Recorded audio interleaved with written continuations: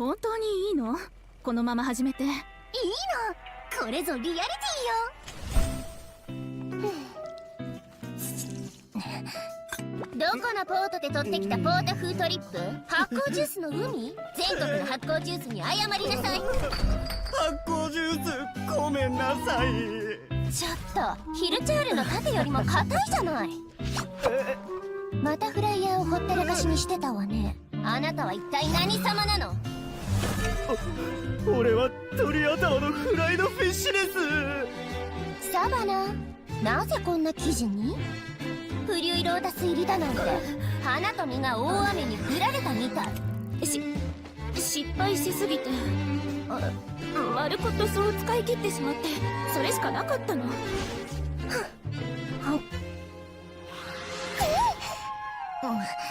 まあまるっきりダメってわけじゃないわ。水分が多いから他のお花や果実の香りが薄れちゃうのよ。かといって乾かすと食感が台無しになる。だから遠心機で旨味を抽出して精製すれば。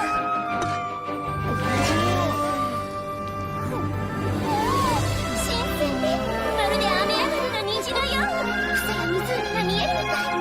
フリュイロータスの風味が完全に溶け合ってて最高。早くレシピを完成させなきゃ。今日の授業はここまで。やっと。明日はこのデザートを再現してみましょう。たったの43工程。簡単よね。どう？フォンテーヌグルメ編のイントロとしては悪くないでしょ？リアリティは置いといて確かに印象深いわね。ただエスコフィエさんが主演なのはいいけど、途中までが少し強烈すぎるんじゃない？いくら盛り上げるためとはいえ。こんなの普段の半分の半分もいかないわよ。誰か悪口でも言った？ When you create a new dish, all the ingredients have to work in harmony, like cogs in a machine. Oh, here's a better analogy. It's like composing a symphony from musical notes.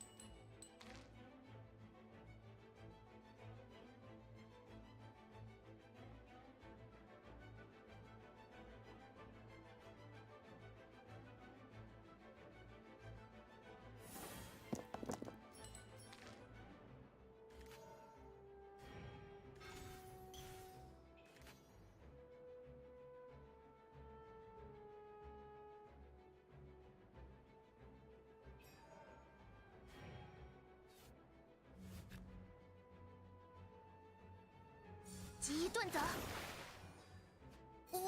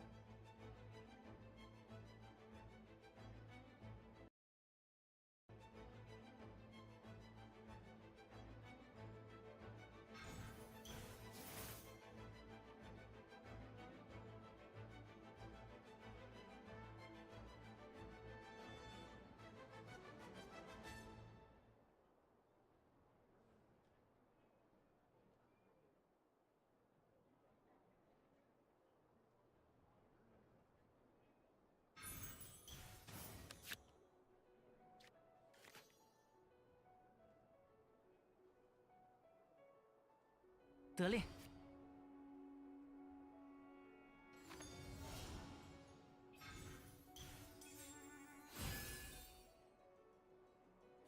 剑冲！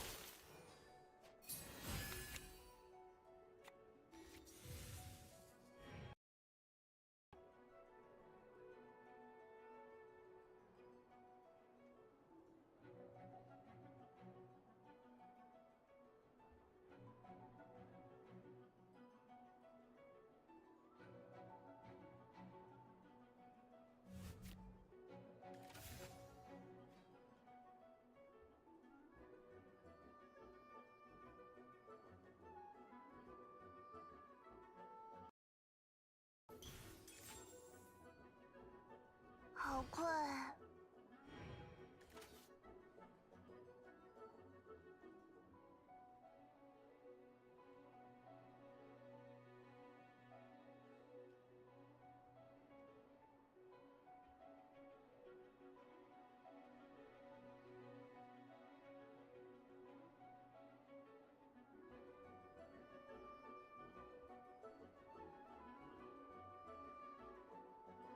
水中幻月。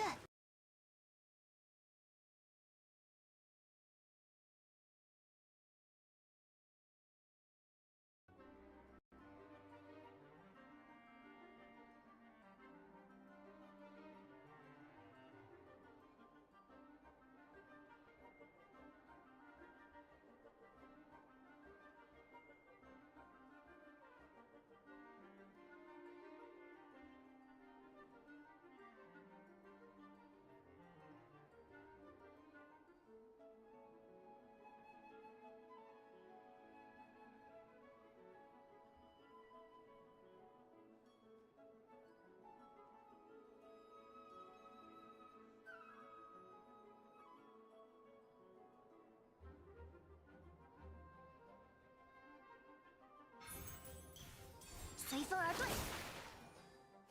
喂。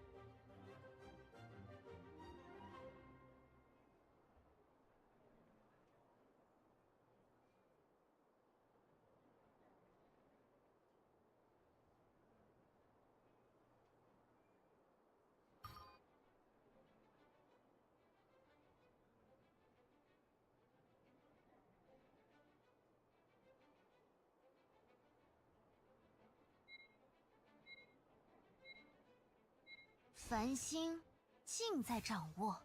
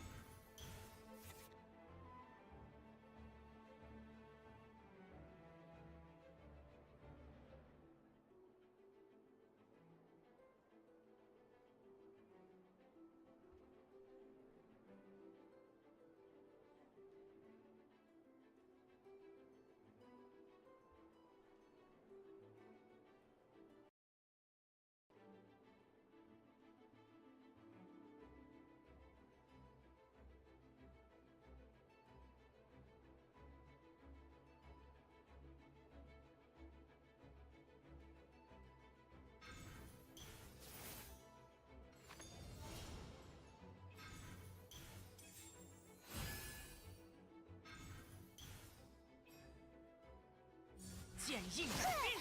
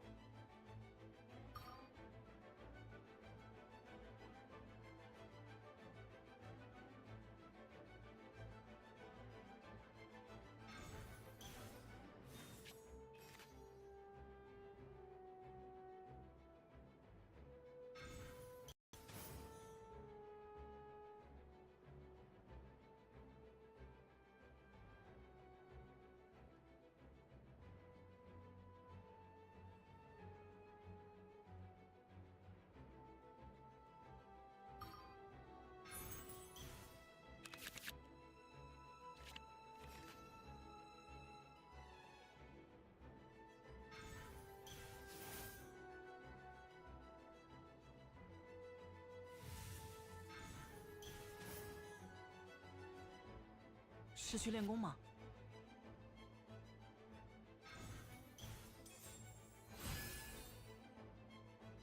剑，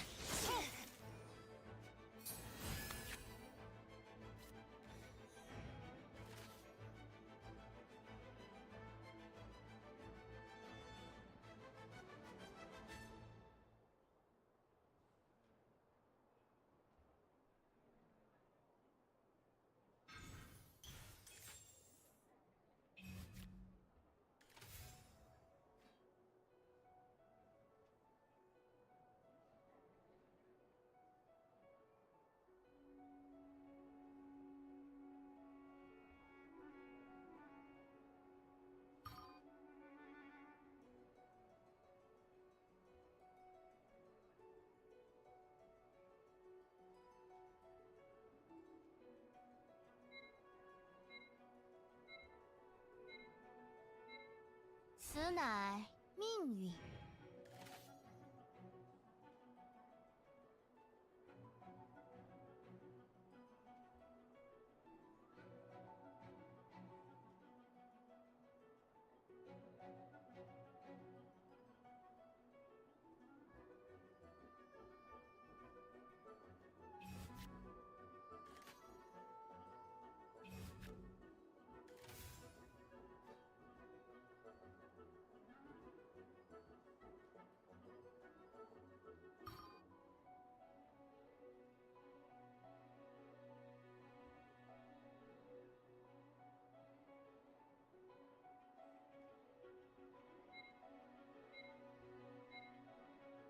是去练功吗？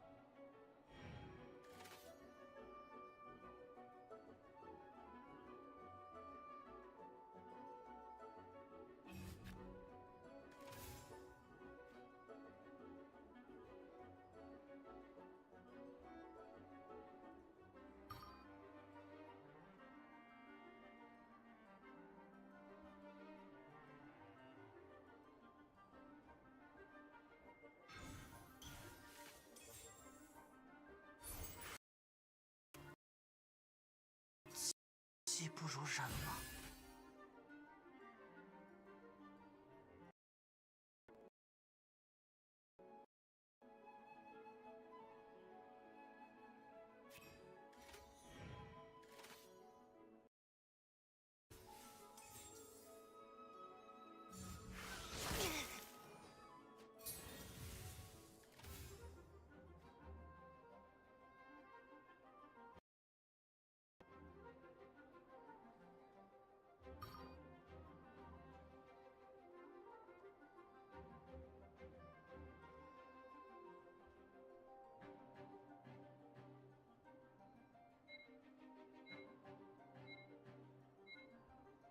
繁星。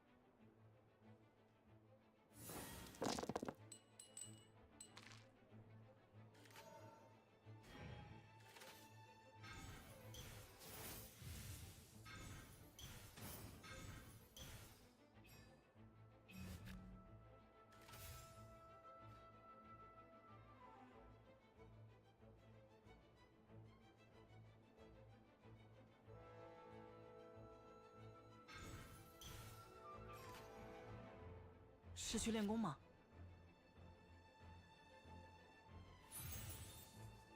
邪魔退去！推算结束了。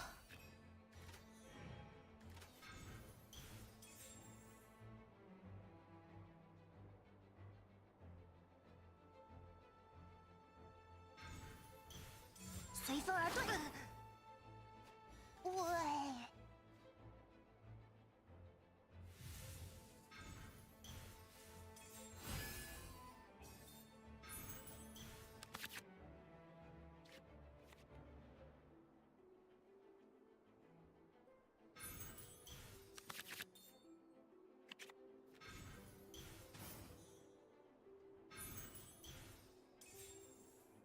听我发指！没能逃掉。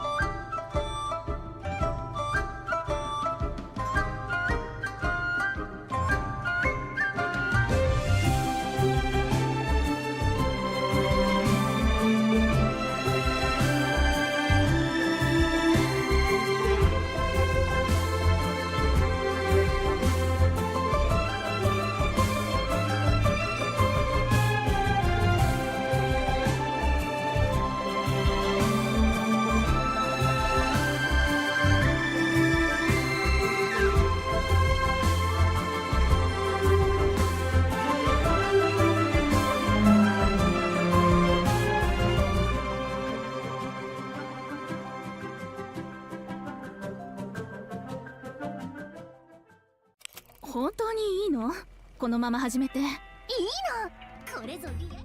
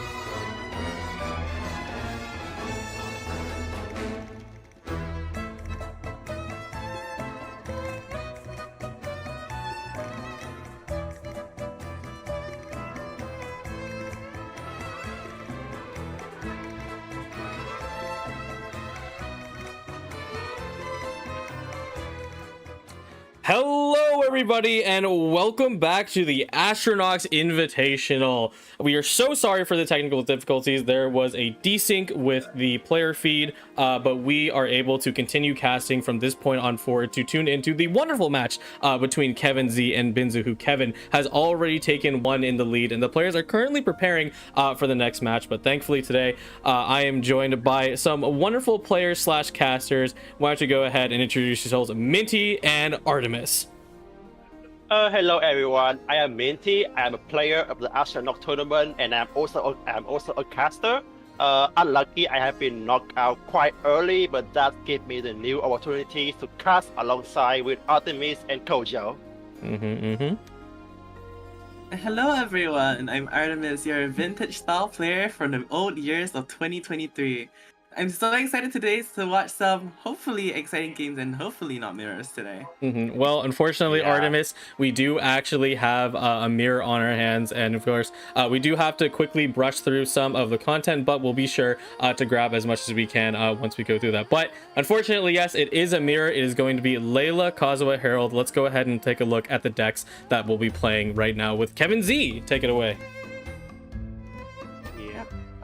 We already know what to expect here. It's Layla, Kazuha, Harold. Well, It's really innovative. Yep. And then you would not believe what the other player could possibly be playing. It would definitely not be the same deck. No, never, not in the slightest. Oh well, there you go.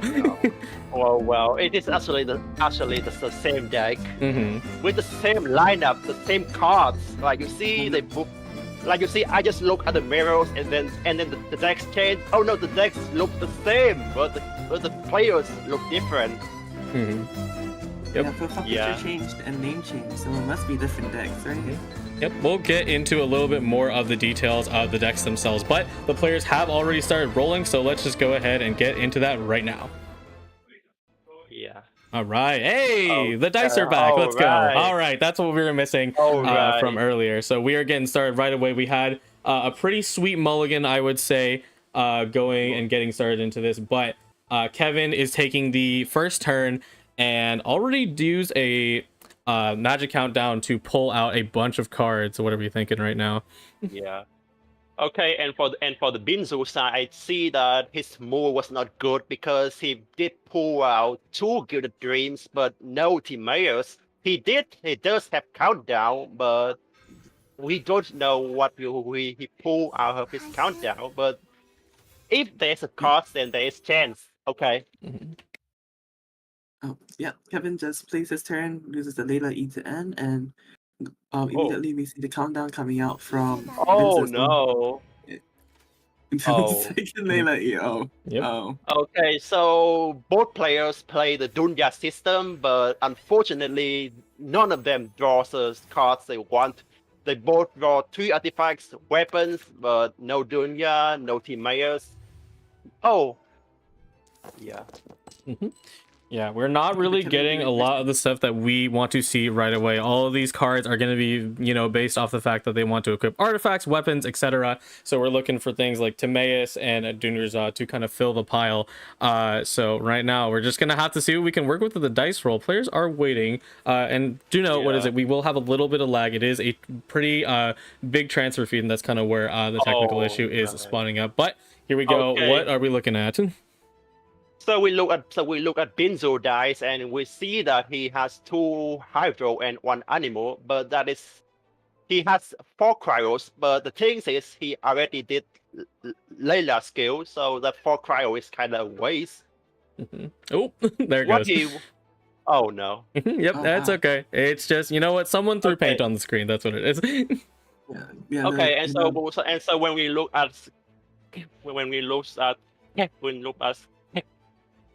Kevin's hand, we see there's Gilded Dreams, the sword, and the thing is, Kevin Z's has 2 golden house, which can be used to reduce cost of the equipment that cost 3 dice, like the dreams and the sword. Meanwhile, Binzu has the arcanes. The arcanes also have Binzu to reduce 2 dice. But the thing is, efficiently, they have the same things that reduce dice, but Kevin Z is more efficient. He can still draw his Arcane Legend later. Binzu is kind of late. His draw is just a bit unlucky. Things are just not going. So far. Yeah, things are really not going their way. Unlike the first round, what is it? We weren't able to commentate over, but we did get to see a little bit. I think overall they were able to get what they wanted, but this time you really just aren't getting what you want at all. And in theory, I think that you should be able to work with your character skills, but both of the players are really just taking their time to sort of work with what they have. And there goes the newest food card, which not only is going to allow you to draw, but also give you 2 zero cost swaps. So let's see what Kevin Z can kind of cook with the available hand. So basically, for anyone who is not familiar with this deck, the lineup is that you do Layla skill to swap to Kazuha, you do a Kazuha skill, and the Kazuha skill will automatically swap you to Herod, and then you do Herod skill, and then when you swap back to Kazuha, that will be considered a plunge attack, and also trigger the 4th instant of Layla skill, which will do an additional follow-up attacks. So what you're telling me is that you're just yo-yoing. Yeah, so I mean that this deck has a very linear lineup, very linear strategies. You just do the same thing every games and you win. I mean, it can be different, depends on how you want to. Oh, Look, there's something different already. Variants. Yeah. oh, Binzu draw the new foods, which give you 3 draws. I mean, it's good because his draw right now is kind of bad. He doesn't have any support cards. His only support cards is the parametrics. He would be really desperate of like Dunya, Timaeus, yeah. Yeah, but looks like he can find himself out of that situation. I don't think it's necessarily still that bad for Binzu right now. It's definitely still like workable. So maybe the 2 person are doing the same lineup now of getting Layla bursts. I mean, it's fair since Binzu has 3 cryo dice, so he can go for the burst with ease. But the thing is, if he really wants to do it, 任务驱使。 oh Kevin's doing the same exact thing. He can also burst with his time. Yep. yeah, so Binzu I can think also burst. So I think what Binzu's doing here is he equipped the Gilded Dreams to get 2 extra dice. He do laser burst. Oh, Mhm. oh no! It's I just- think that he tuned the sword so he can play the new fools and also not overdraw. Overdraw is when you draw more than 10 cards. The next cards that you draw will be discarded. So maybe Binzu Yeah, just I get want right. to avoid it. Yeah. 星辰为我降下。 But I liked. At the same time, I'm pretty sure that he wouldn't have overdrawn. Does he have like 9 in hand right now? We can take a quick count on each side. We got Kevin. We got this. Kevin Z is Nine. having. We both have 9. Yep, 9 both have cards 9. and Yeah. Yeah.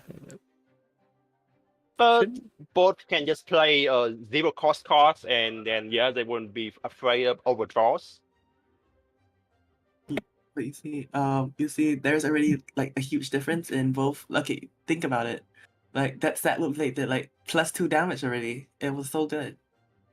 Yeah. Well, I don't really see what else they're gonna do right now. So I think they're just probably both gonna pass. Yeah. I mean, I think that is their game plans because to be fair, this one is also one of my favorite decks in the last few patch. But I usually play it very different. I usually haven't met many mirror matches yet. But I guess that this is what you do when you are in a match where both bring the same decks. You both get later burst. You do Kazuha skills later. I mean, it works. It works.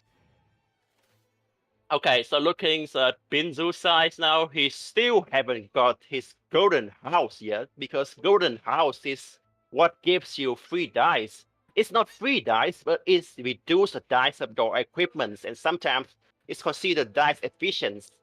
And Kevin Z is going to use both of these uses of the 2 golden house, and both players equip the same artifacts, the same weapons. Kevin Z is just 4 dice more efficient because he used both golden house. Yeah, that's kind of the interesting thing to think about right here, right? Is that since both players have both had really, kind of terrible starts, they kind of had to psych each other out by doing just stuff on Layla before ever actually moving to the other characters. But you would argue right now that at the moment, Kevin Z is being a little more dice efficient since he has those cards in hand. Alternatively, though, is there kind of a way for Binzu to catch up? Because we do have that parametric on 2 charges, so it is about to proc. Yeah. But the thing is, both players bring the same deck, so the ones that draw more dice efficient cards like Seed Box, Golden House going to have more dice in the futures.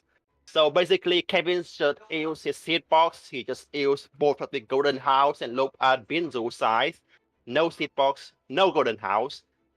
he does have one parametrics, but if talking about dice efficiency, Kevin can always play that parametric box later, which he can. Okay, so he's going to swap to Herald. Yeah, Okay, so the that's all issue good. is that Kevin Z is the one to go first. So if Binzu swap to Herald, Binzu's Herald is going to get freeze. And if he swap to Kazuha, then he's going to get freeze. Oh, Looking okay. to I think that works.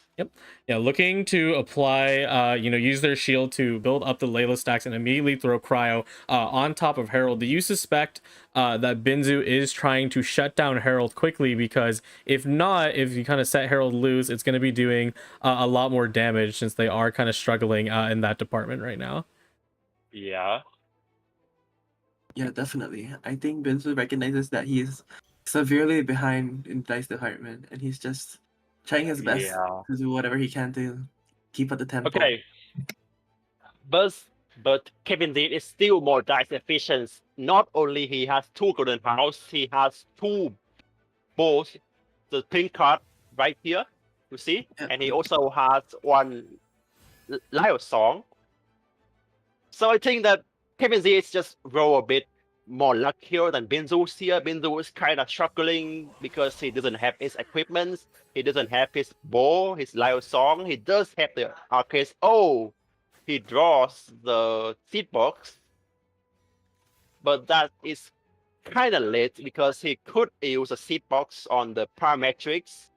He could still use it on the Timaeus or that new Natlan cards, but I don't think that is a good decision because if you play Timaeus right now, you can't play anything beside. Oh, still gonna he's play still going for Timaeus. it. Yeah, still gonna go for it. I'm looking. Okay, so I think what Binzu's doing now is he's swapping to Kazuha, yeah, and he's going to have a sword reactions. Mhm. Is he equipping the weapon? Yes, he's Oh, equipping yeah. the weapon. So I imagine the line from here is going to be Kazuha's skill, and then gonna try and use that extra dice once they are forced to swap to Herald from Kazuha's skill, and then go back and activate the plunge. However, that is already triggered Cryo as well. So if you only do it, you're really only doing it for the damage, right? Yeah. Yeah. So what Binzu's going to do here is that he could freeze the characters of Kevin's with Herald, or he could just swap back to Kazuha, which will do an Anemo plunge attack. I mean, both works. Both work, but in the end, Yeah. like, it doesn't. Oh. I feel like regardless of what Binzu does here, he's still like severely behind. No. Yeah, he's really behind. He has less dice. He has less cards that generate dice for him. Like a ball, like a song. He also has less cards in general. He has less everything in general. Oh. I mean, he's just trying to Yeah. freeze Herald right now, but like, it's an attempt. Yeah.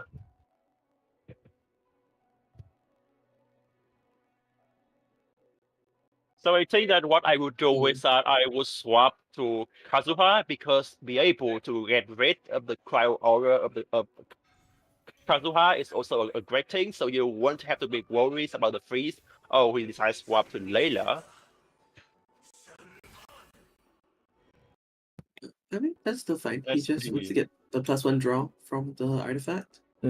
Yeah, also wants Yeah. to kind of feed off the damage, right? Because Layla, ultimately right now on the side of Kevin Z, isn't super important to the game plan anymore. Of course, you could actually regenerate the shield, right? But at this point, you are kind of nailing down on the opponent right now, and you don't want to take unnecessary damage on either of those characters just yet. Especially if potentially, right, we don't think it's gonna happen, but you never know what is in your opponent's hand, right? Binzu could generate more dice. So I really think that Kevin D is not knowing that Binzu doesn't have any ways to generate more dice. He's just stuck in here. yeah, I mean, Yeah. he's going for the safer play. He is looking at the Yeah, line he's, and he's thinking going to that this. save up place. He can play the Herald talent here, which will make you use one more dice on 2 next elemental skills, which he will do. And then I think that he can swap back to Kazuha, or he can swap to Layla and to sacrifice her. Oh. Oh, decided not to play the Herald talent, which is fine.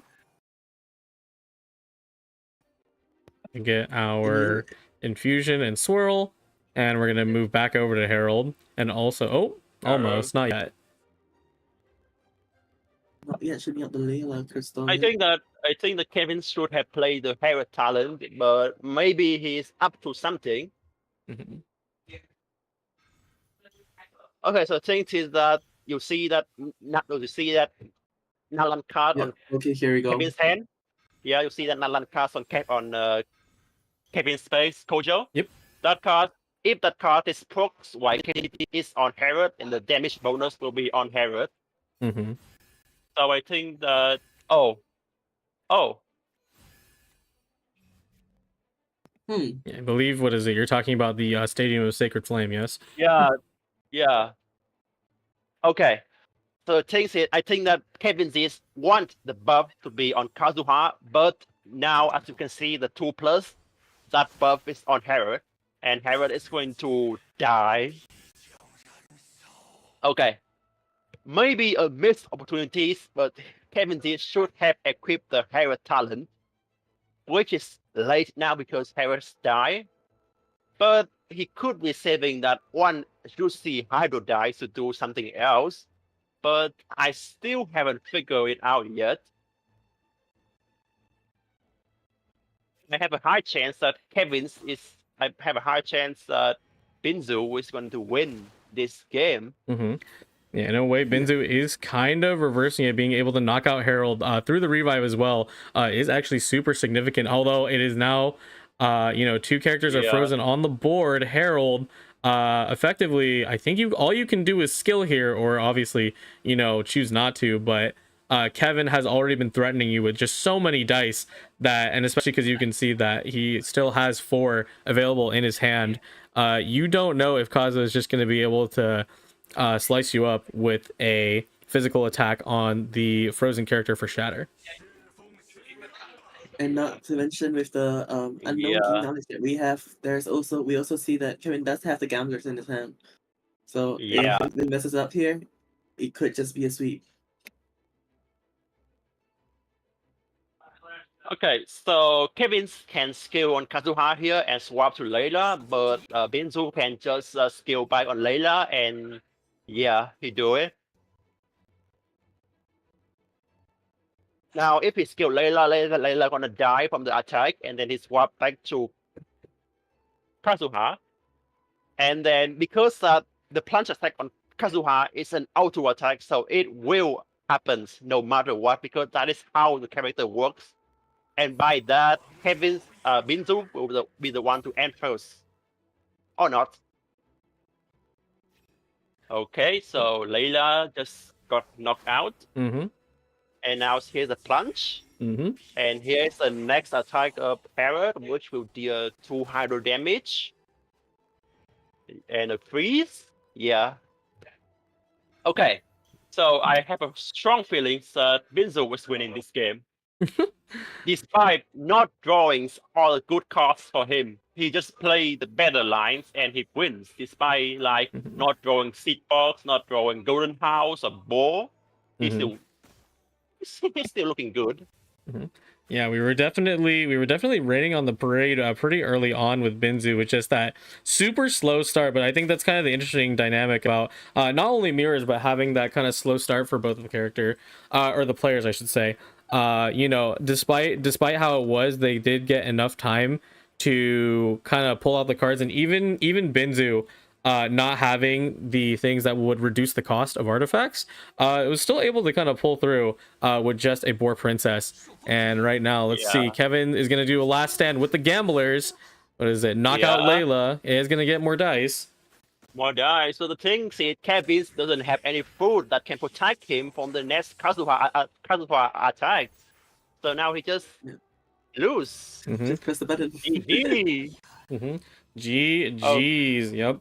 The first victory for Binzu over there. And okay, and I got to give the win to Binzu because he started the games with much worse dice and hands and rolls, but he still managed to win, and I got to applaud him for playing the better line. I think because if both players have the same deck, then the ones that play the better line will win. Yep, most definitely. Yeah, I think that Binzu, despite his luck not being the best at game, he thought about each sequence of events, what he was gonna do, and he managed to like pull through.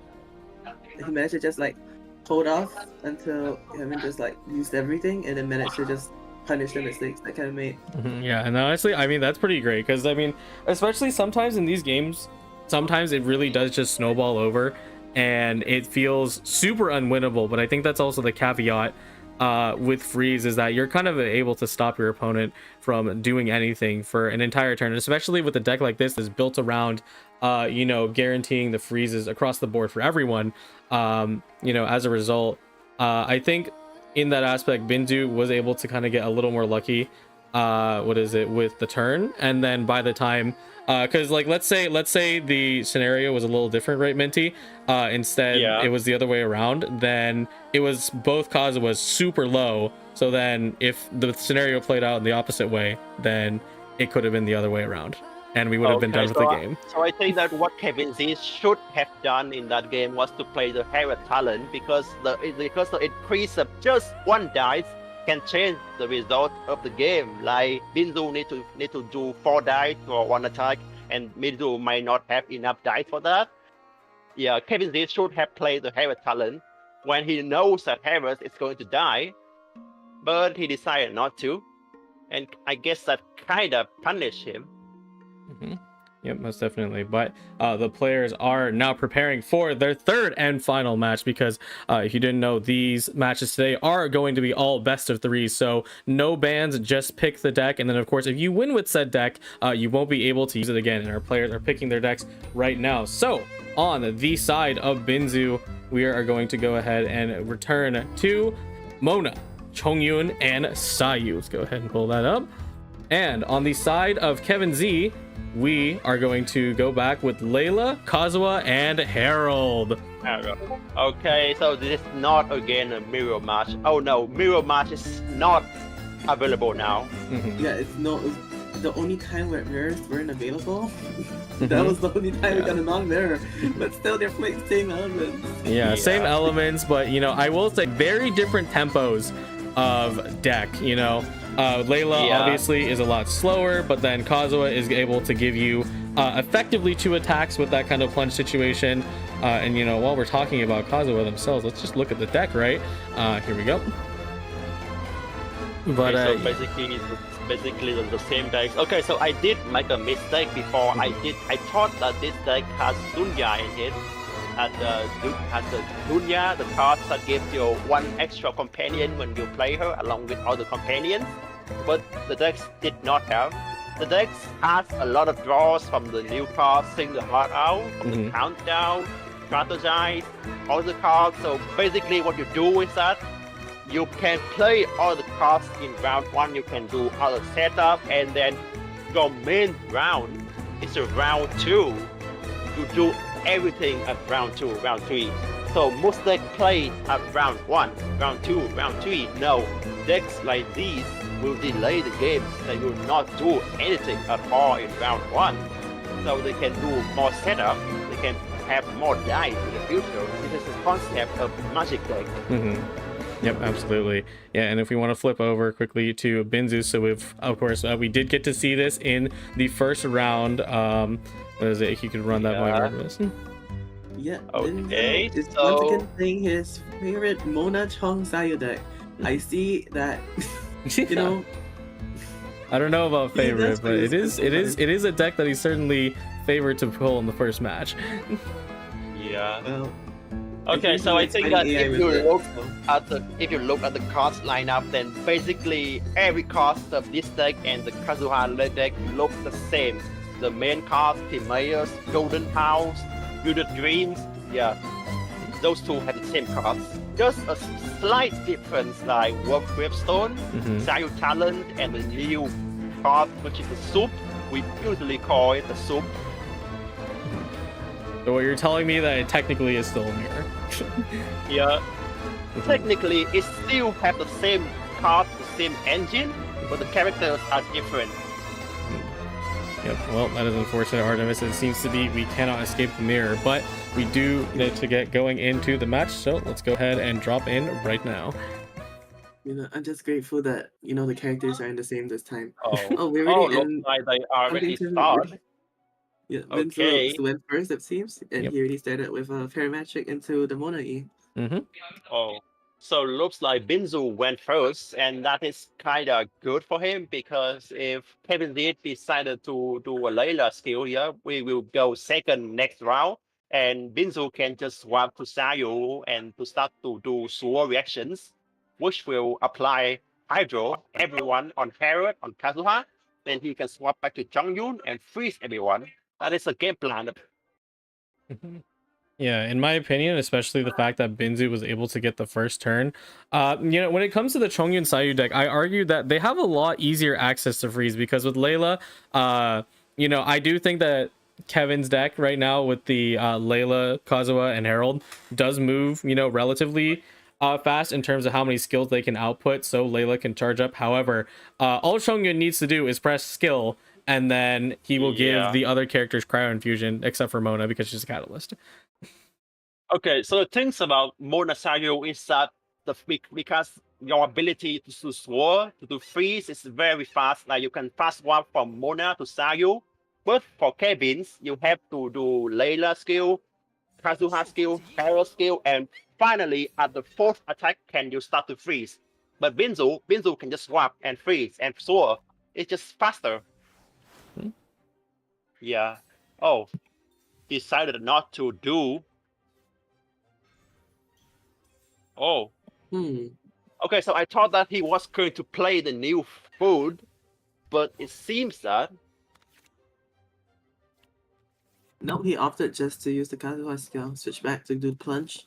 Just do some slight early damage to the Mona. Yeah, that was in a way, I mean, because okay, they had dice anyways to spend. However, what is it, Binzu's parametric for the first turn was actually wasted there, right? Because we saw it burn after the turn was already ended, so that's a little unfortunate. Yeah. But Binzu does really nice dice. Life Omni. I'll eat it. What is it? I don't know if the dice are edible. Oh, still, it's still Binzu still ended first, so he does fast swap into the Sayu for his E. Did he Kevin did draw one Timaeus, but there's no golden house. There's also no artifacts. There is? Oh. No. Nope. Oh, well, there is an Nope. artifact. Yeah, but there is no golden house because golden house is actually the best card. I mean, I would not lie. I would not object against that. That is true. Yeah, Golden House would make it so that Kevin Z during this turn could play the Gilded Dreams, which is currently sitting at a 1 cost, but that is not going to be possible this time around. You could still play something like the Arcane card with not Covenant, my bad, with Courtyard. However, it's definitely a waste. You want to save that for something like your weapon sitting on the left side of Kevin's hand. Okay. So I think that's what Kevin is doing here is that his skill on Kazuha, he swapped to Herod, and Herod is going to freeze Sayu, which makes Binzu have to swap to Jongyun or Mona, and then after that, Kevin Z can swap back to Kazuha. Yeah. Still opts to use the 1 cost Gilded and also equip the weapon with Ancient Courtyard, so we are going to ultimately use this up. Oh?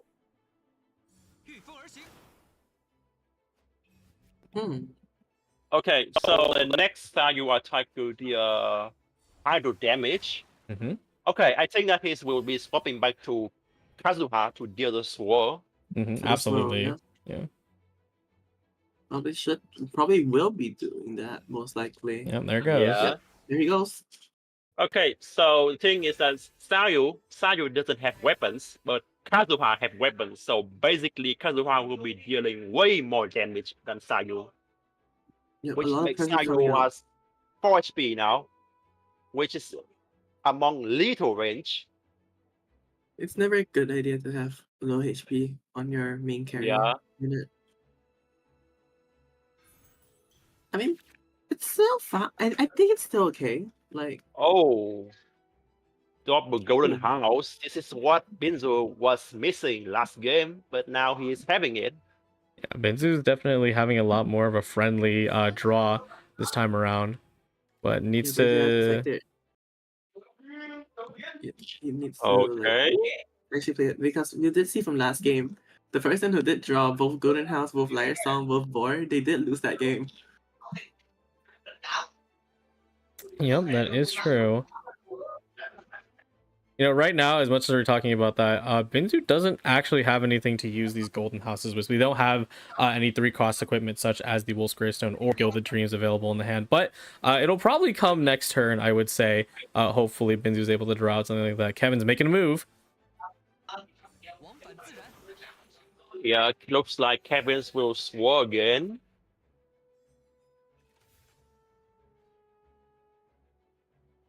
Okay, so what Binzu could do here is that he play the seed box, he play the team mayors, and see if he draw another good dreams, and he can maybe go for Jongyun or Sayu or just end the turn.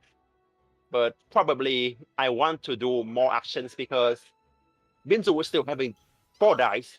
Yeah, 失去练功吗？ so he would And not for- want to waste those dice. Yeah, so those 4 beautiful edible Omni dice.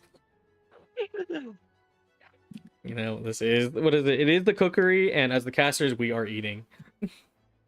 Yeah. Actually, will The what is it? A little bit of a preview. What is it? But these are definitely some of the most unique decks that we actually have within the tournament, I will say, because of course other players will be playing today, and we can see that their decks are going to be very different from these two. However, a lot of other players have also selected something similar, so being able to see these 2 freeze decks in action is pretty interesting, I will say. Yeah. Okay, so Kevin Z Where's again Evan? the turn priorities for the next round. He will go first with Herald, and he can freeze Jongyun. He can freeze Sayu. Oh,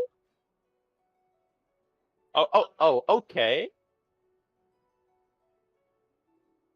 I think that he is gambling that he's got the good dreams, which he can. You know, very nice on the draw. Gonna play a second Sayu talent, which will draw 3 cards, 2 from Yeah, the my talent and 1 from the dreams. My favorite solitaire Oh, gameplay. You're back. That looks very good draws for him.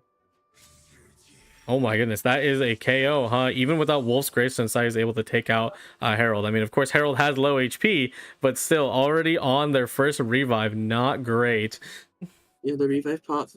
Kevin doesn't even have Herald Talent in hand. It's not looking the best, but then again, anything could happen here. We are playing Magic deck. Yep.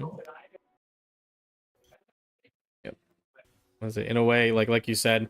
You know, Magic, especially over time, has really changed a lot. And they have much more limited ammunition of the sorts of how many times you can actually use Gilded Dreams. And right now, I mean, there is no Liar Song in Binzu's hand. Hopefully, he draws it in this next coming turn, but that isn't too likely. Oh. Let's take a look at the dice. Ooh, it's okay. I'm sure Binzu can probably convert that. Kevin, still thinking about the roll. Yeah.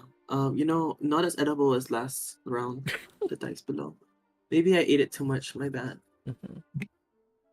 Here, could you eat the bad dice right now? Let's see if Kevin fixes it. Oh, okay. I think we can definitely work with that. Very nice dice. No, the dice, the usable dice are the dice that taste good. You know?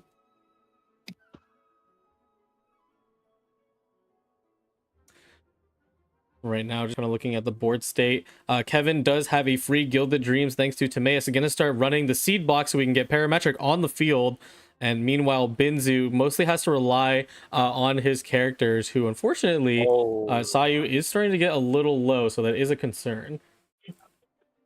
So Kevin decided to play that countdown, which will help him draw a bunch of cards. But the thing is that that card was not free. He spent 3 dice for it, so now he is 4 dice lower than Binzu. Mm-hmm. But I mean that he could gain those dice back because that is what magic decks are about. You think that your opponent run out of dice and boom, they have like 5 dice, 10 dice out of nowhere. Yes, I might say the experience is magical. Yeah. All right, all of the decosters are going down. We have so many free equipments in our hands. How is Kevin to go and do the process? There goes the Sapwood Blade. Drawing a little more, wants a little more. Oh, he got the Herald talent. Mm-hmm. Is he going to play it? Mm-hmm. Yes, he is. Yep. Only on 2 dice though. Either needs to use Gilded Dreams. Nope, we're gonna swap over to Layla. Possibly baiting out that Kevin has no more actions, but I'm sure, what is it? Good as players Binzu probably knows that this is a trap. Oh no. I think Uh-oh. that what Binzu was trying to draw at his second Gilded Dreams, but it looks like he didn't draw it. 失去练功吗？ So now he has 5 dice, and each action's gonna cost 3 dice, 4 dice, which is very bad for him.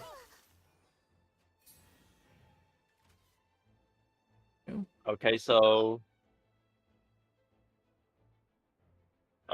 if Kevin swap to Herald, then Binzu have to do a second skill to eliminate the Herald, and then after that, maybe, just maybe, Binzu can turn around with the dice he got from gamblers, and yeah. Oh, We're going again for the swap back onto the. Wait, no. Wait, sorry, that was a plunge. My bad. Sometimes my brain speaks before I can say the words. Yeah, always gotta remember, Kazuha does have that plunge. We pull back the Gilded though. There goes Board Princess. Binzu wants to generate all the dice that he can. wait. Yeah, time for my solitaire. This could be cooking. Okay, now Binzu have 5 dice. Yeah, 5 whole dice. Using what's that? Skill. An auto, right? What's that Yeah. auto? It costs 3.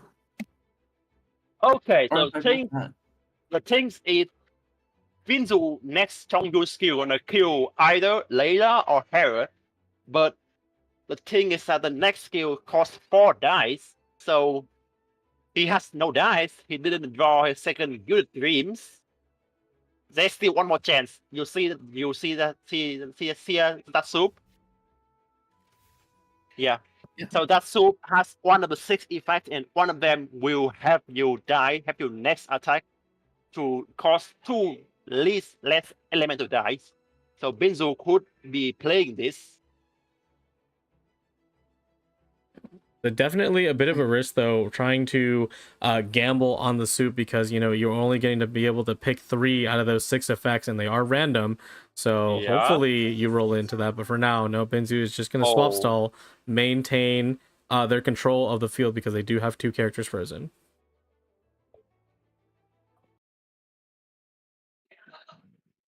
But what Kevin's going to do here is he just swap back to Kazuha. He's baiting Binzu to end the turn first, so he can attack with Herald. 失去练功吗？ Yeah, that looks like what he's doing here. Yeah, really waiting for it. And you know what, Benzo, might as well just use the suit, right? Like, what's the worst that could happen? You lose the game, like. Yeah, it's definitely looking a little precarious for Binzu, although throwing the soup out probably would not be the best idea, right? Because that Herald, Curse of the Other Current, is active, so it is still going to cost dice even if you end up using that soup right now. And of course, the soup will sap away your 1 remaining dice, so it really is just a swap around until they can hopefully survive the oncoming onslaught from Kevin and their Herald. Okay, so but what Kevin is thinking here is that Kevin don't know that Binzu has no good at dreams. He still thinks that Binzu has it, so he is playing around it. You know, This is like yeah. like it's not his fault for being cautious. I mean, he did see him draw a lot. Like you'll see the enemy draw a lot. You think they're gonna draw the actual card that they need, no? Oh, but Okay. But this is TCG. Sometimes you have to think that opponents has the cards they need. So you need to play around things. You can't just, oh, I think that they don't have this card. I think they don't have that card. I can play around this. No. Imagine that they have everything in hand so they can win. They can do everything. You have to be more careful. And this is what good players are. Yeah, but at the same time, if you keep there is some point where you do have to go in. Yeah, you definitely have to go in. Yeah, definitely agree with Artemis. We are definitely sapped of resources at this rate. I do believe the status below Sayu, it should either be the buff for being able to swap, although we did just use a dice, so most likely not. And it most likely is a Boar Princess, yes. But you won't be able to generate really anything. You'll be able to make one dice. Okay, so Kevin's has Boar Princess, has Lyle Song, has a 3 Unit Dreams, and he also has Gamblers. Yeah. Okay, he keeps swap stalling because he really don't want to end the turn before Kevin's, because if Binzu end the turn, then Kevin's can just swap to Herald, equip the Unit Dreams, equip the Gamblers, and then just smash everything on its own. It's when that the opponent has end, you can do anything you want. That is not what you want in a Magic deck. Yeah. Okay. Now Binzu ends. Kevin can really do whatever he wants here. Started by playing the ball, playing the Guild of Dreams, maybe, then the Gamblers. Oh, we're going for it. We are attempting. Oh, okay. So he's Yeah. Okay. We're getting dice. Yeah, we're getting dice. Gamblers? There goes the hit. Right? Yeah. Yeah, this does kill for sure. Oh no. So this might be it for Binz now. 3 dice, enough for another attack. Or another skill. It's enough. Yeah. And the damage is high enough to kill again. Oh no. Oh, that's lethal. No, that's a lethal. Now there's only Sayu with 3 HP and a cryo. Maybe if we just ignore Herald, it won't exist. Okay, so what Kevin Z's actually did better this game was that he played the Herald talent, which really which really ruins the entire game plan of Binzu. Oh no, the second Guild of Dreams and the Arcade Legend in the last 2 cards. And there's really nothing that Binzu can do anymore at this stage. You know, just kill this Layla. Just get rid of it. Yep, Binzu takes their last bow. He's just giving up. And it's a GG. GG. And that leaves a 2-1 victory for Kevin Z in the losers bracket. Very rough match between the two. Had to really psych out each other, with having practically identical decks in terms of what they were planning with the freeze. We actually didn't get to see either of their Geo decks, but they had. But yeah, no. What do we think of the match, guys? I think that we basically watched 3 mirrors. You're technically not wrong. I wouldn't disagree with you. Okay, so I think that the ways that Kevin Z played the third game was very phenomenal. Like, I did not expect him to go for Kazuha skill round 1, which is not that common, but I think that he found the correct way to counter the other decks, and then he went for it, and then it actually works. But I have to say that the draws were not that lucky for Binzu. He was desperately need a second Gilded Dreams for 2 extra dice, but he did not have it, and then he had to pay. Here, let me take a look at the final deck lineup for both players. So we're going to be showing the decks that Kevin was able to win with, and then the last previous selected from Binzu.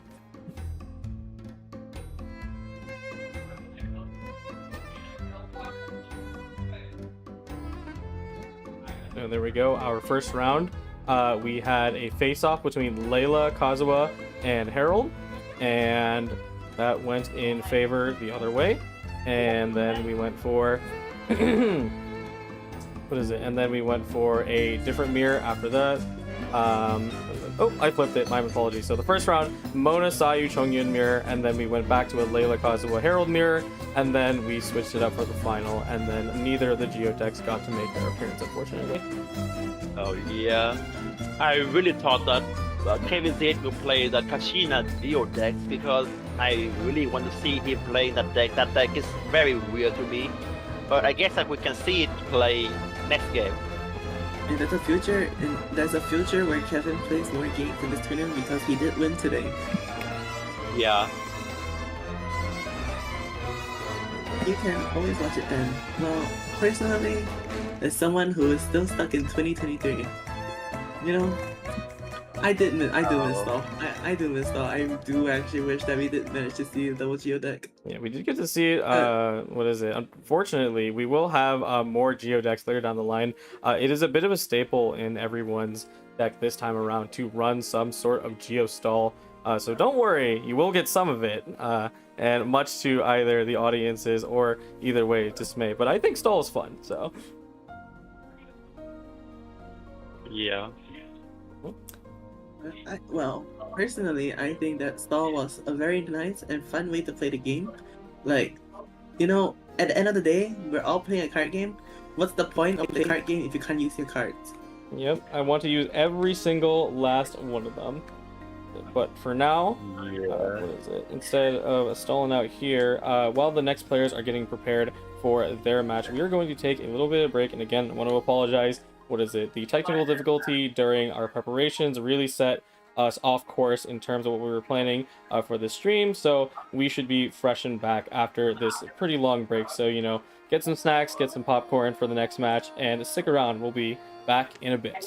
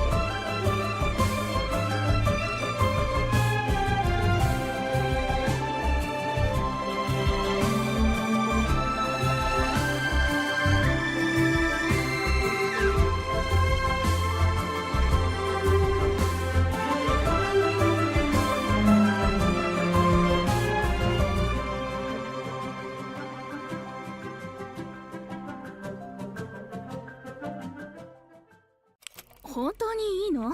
このまま始めて。いいの。これぞリアリティよ。どこのポートで取ってきたポータ風トリップ？発酵ジュースの海？全国の発酵ジュースに謝りなさい。発酵ジュースごめんなさい。ちょっとヒルチャールの盾よりも硬いじゃない。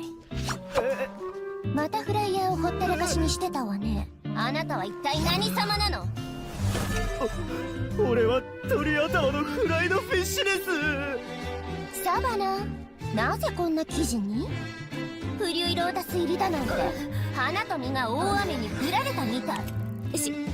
失敗しすぎて丸ごとそう使い切ってしまって、それしかなかったの。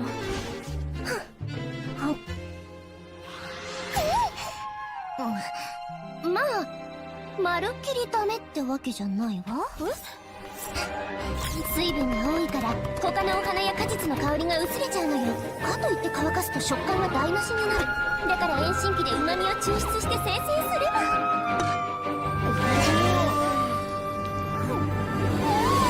新鮮でまるで雨上がりの虹のよう。草や湖が見えるみたい。フリュイロータスの風味が完全に溶け合ってて最高。早くレシピを完成させなきゃ。今日の授業はここまで。やっと。明日はこのデザートを再現してみましょう。たったの43工程。簡単よね。どう？フォンテーヌグルメ編のイントロとしては悪くないでしょ？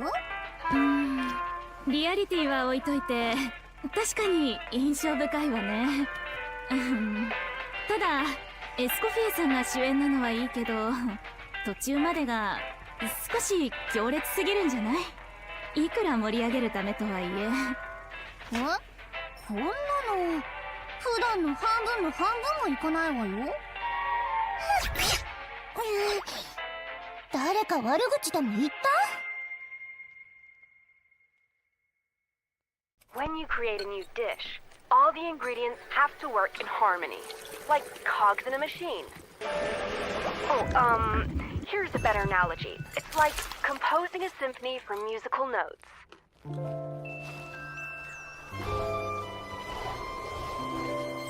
Sweet and sour with a refreshing aftertaste. But then...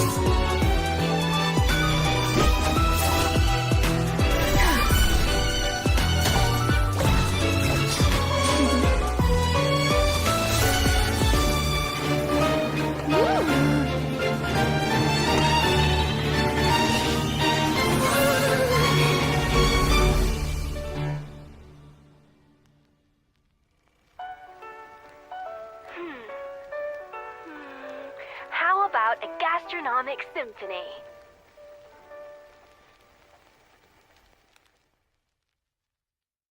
ウィンドブルーム祭の本番がもうすぐ始まるぞ。早く見に行こうぜ。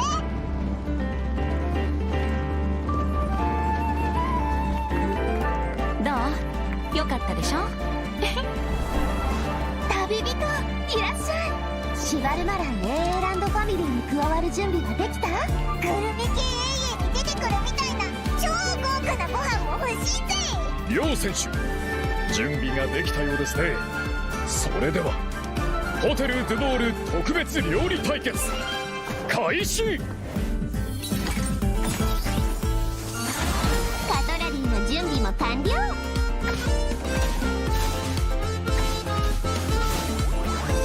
冷凍の時間よ。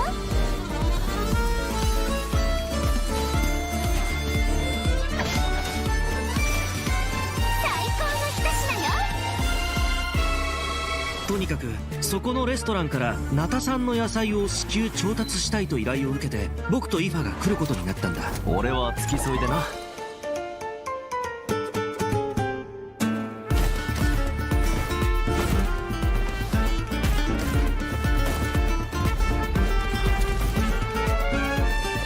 さあ行くぞ。おっと逃がすかよ。月始めの3日間、飛行物を連れて外出してはいけないらしい。参ったな。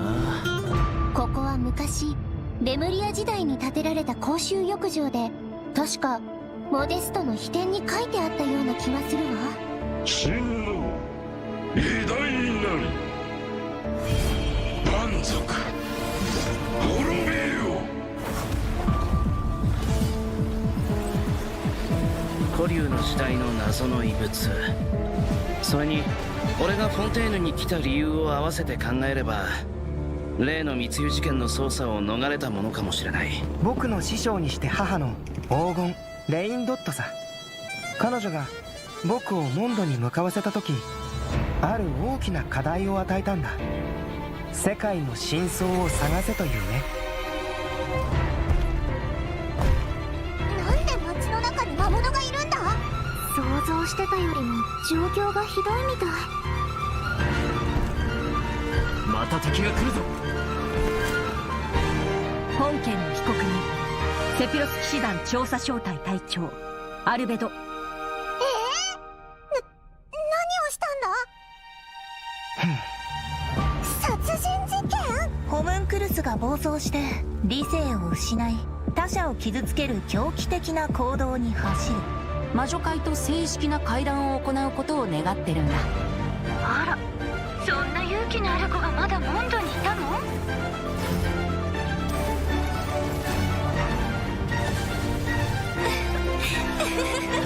天地が逆さになった時、人は世界の本質を知る。なら盤面が逆さになったら、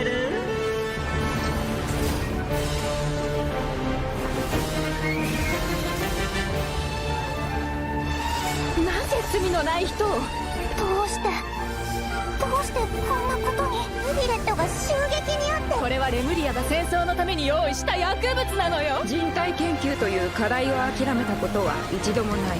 モンドの法律にのっとり、被告人アルベドを殺人および死体遺棄で有罪とする。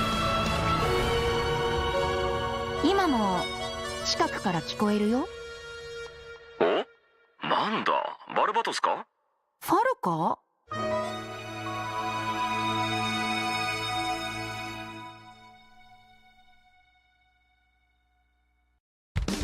Good morning.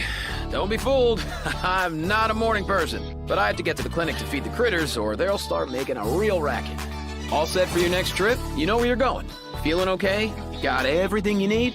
Ooh, actually, wait. There's just one last thing I want to check first. No way, bro! Here's to a safe journey. Hit me up, bro! Let's go. Oh dear! Oh dear! Come on, buddy. Easy now, Kakuku. Hold tight, bro! There's always going to be those moments where you have to say goodbye, but nothing's ever made me regret my choice. Animals are a lot like kids. They're the future, and I'll always protect them. I'm a medic, not a warrior. I leave my guns holstered unless I absolutely need them. Come here, you little rascal!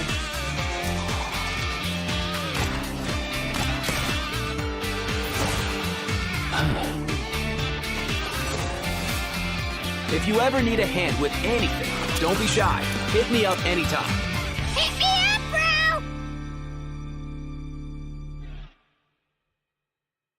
当群星低语，当夜幕垂落，命运的轮盘已悄然转动。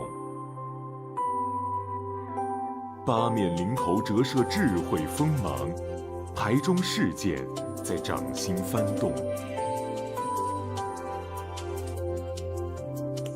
盾羽毛在星河下碰撞，元素交织成战略的罗网。这里没有注定的败者，唯有将星辰轨迹铭刻于卡背的译者。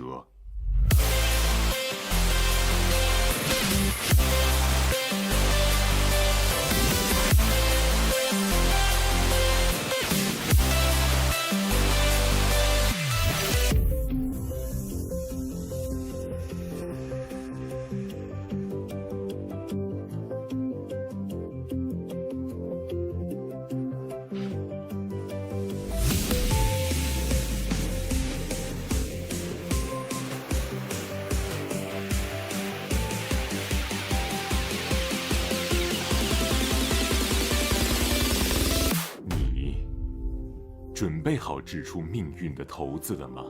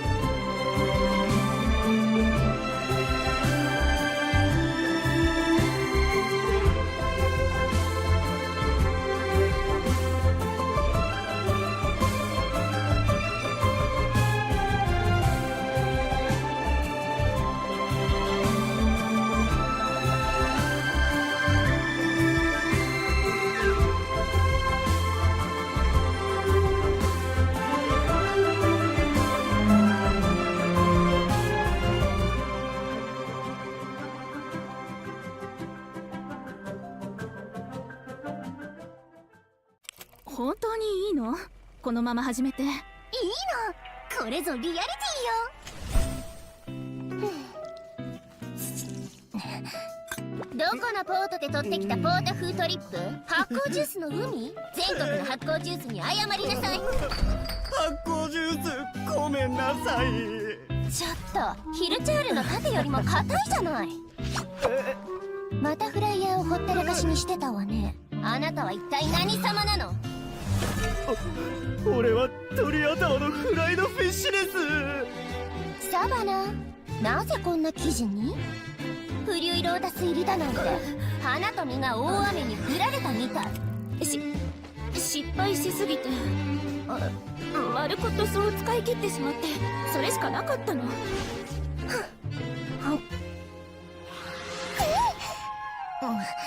まあまるっきりダメってわけじゃないわ。水分が多いから他のお花や果実の香りが薄れちゃうのよ。かといって乾かすと食感が台無しになる。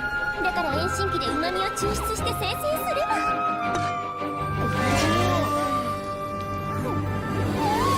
新鮮でまるで雨上がりの虹のよう。草や湖が見えるみたい。フリュイロータスの風味が完全に溶け合ってて最高。早くレシピを完成させなきゃ。今日の授業はAnd we're back. Hello, everybody. Sorry for the delay. We are going to get started for our next match today, which is going to be Air versus Dio. How do you feel about this matchup, Minty? Okay, so I think that this match will be very exciting because not only that I know both of the players, but because this match will determine who is going to be the next player to step in the further of the winner bracket. Yeah. It's we could actually take a look at the bracket right now. It is missing one update, however. We can see the position that both Dio and Air are in, so let's go ahead and take a look at that right now. Yeah. Okay, so as everyone can see here now, there's two matches. The first match is between Injagi and Goosebump, which will not be streamed, unfortunately. But the second match between Dio and Air will be today's stream matches. Yep.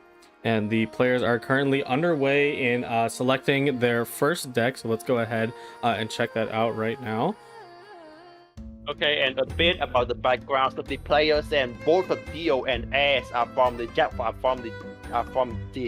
Japanese TCG communities, and Dio was actually the runner-up of the last year Pacific Prince Cup, while Air is also a very good Japanese player.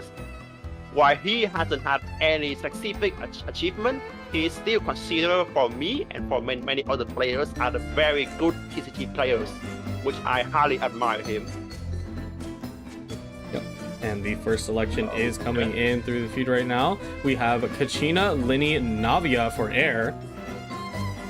And for Dio, what is he playing? Dio is about to be here right now. We have Senora, Chiori, and Zhongli. Oh, so basically two of the most popular decks this part, which is why I was questioning why Kevin Z and Binzu was not bringing them.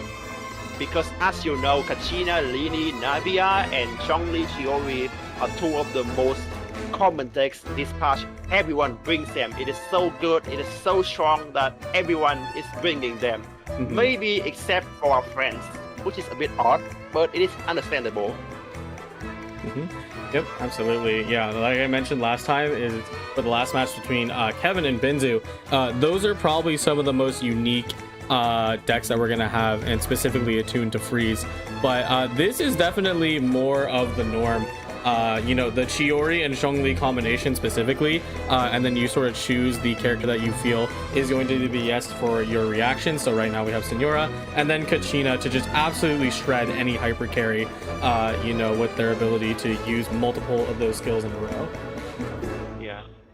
So looking at the lineup for both Air and Dio, I think that Air maybe have some specific advantage over the decks, but because that, remember, this is a no ban tournament. It is a no ban matches, so you only need to play 2 out of 3 decks, any decks you want, and you win 2, and then you are next.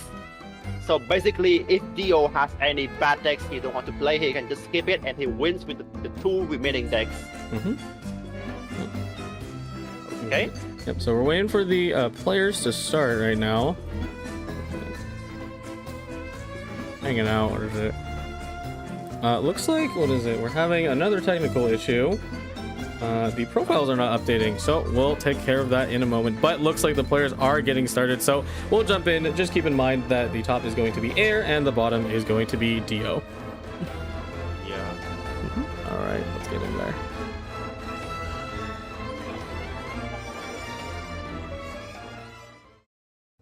All right. Oh. Yep. What is it? Top is Air, and then bottom is Dio. Oh, unfortunately, we haven't taken a look at the decks of the both players, but I have a feeling that it will be very standard. Okay, so at first it looks like Air has played the new forcing the heart out because he has 3 less dice, he has 2 free swap. Okay. And Kojo, are you kind of familiar with the decks of this patch, like Kachina and Zhongli? You know what they do? Kachina, I am definitely less familiar with because every time I got to watch Kachina actually play, Kachina would do most of the work and Navia almost never got to get in. Chiori and Zhongli, though, I'm definitely familiar with. However, it's not with Senora, definitely with a different character like Mona or Harold. Okay. Okay, so with Kachina, you are a bit more flexible on what you want to do. You can do Kachina skill, you can do Lini skill, you can just swap and stuff like that. But for Zhongli, the game plan for Zhongli is usually to do a Zhongli talent round 1, and then you swap to Chiori, you swap to Signora, which is what Dio may be doing here. He can do the Zhongli talent, but he is lacking 3 Dio dice. He needs to tune them. Okay, so he could possibly play the Storm Terror to make the talent cost. Oh,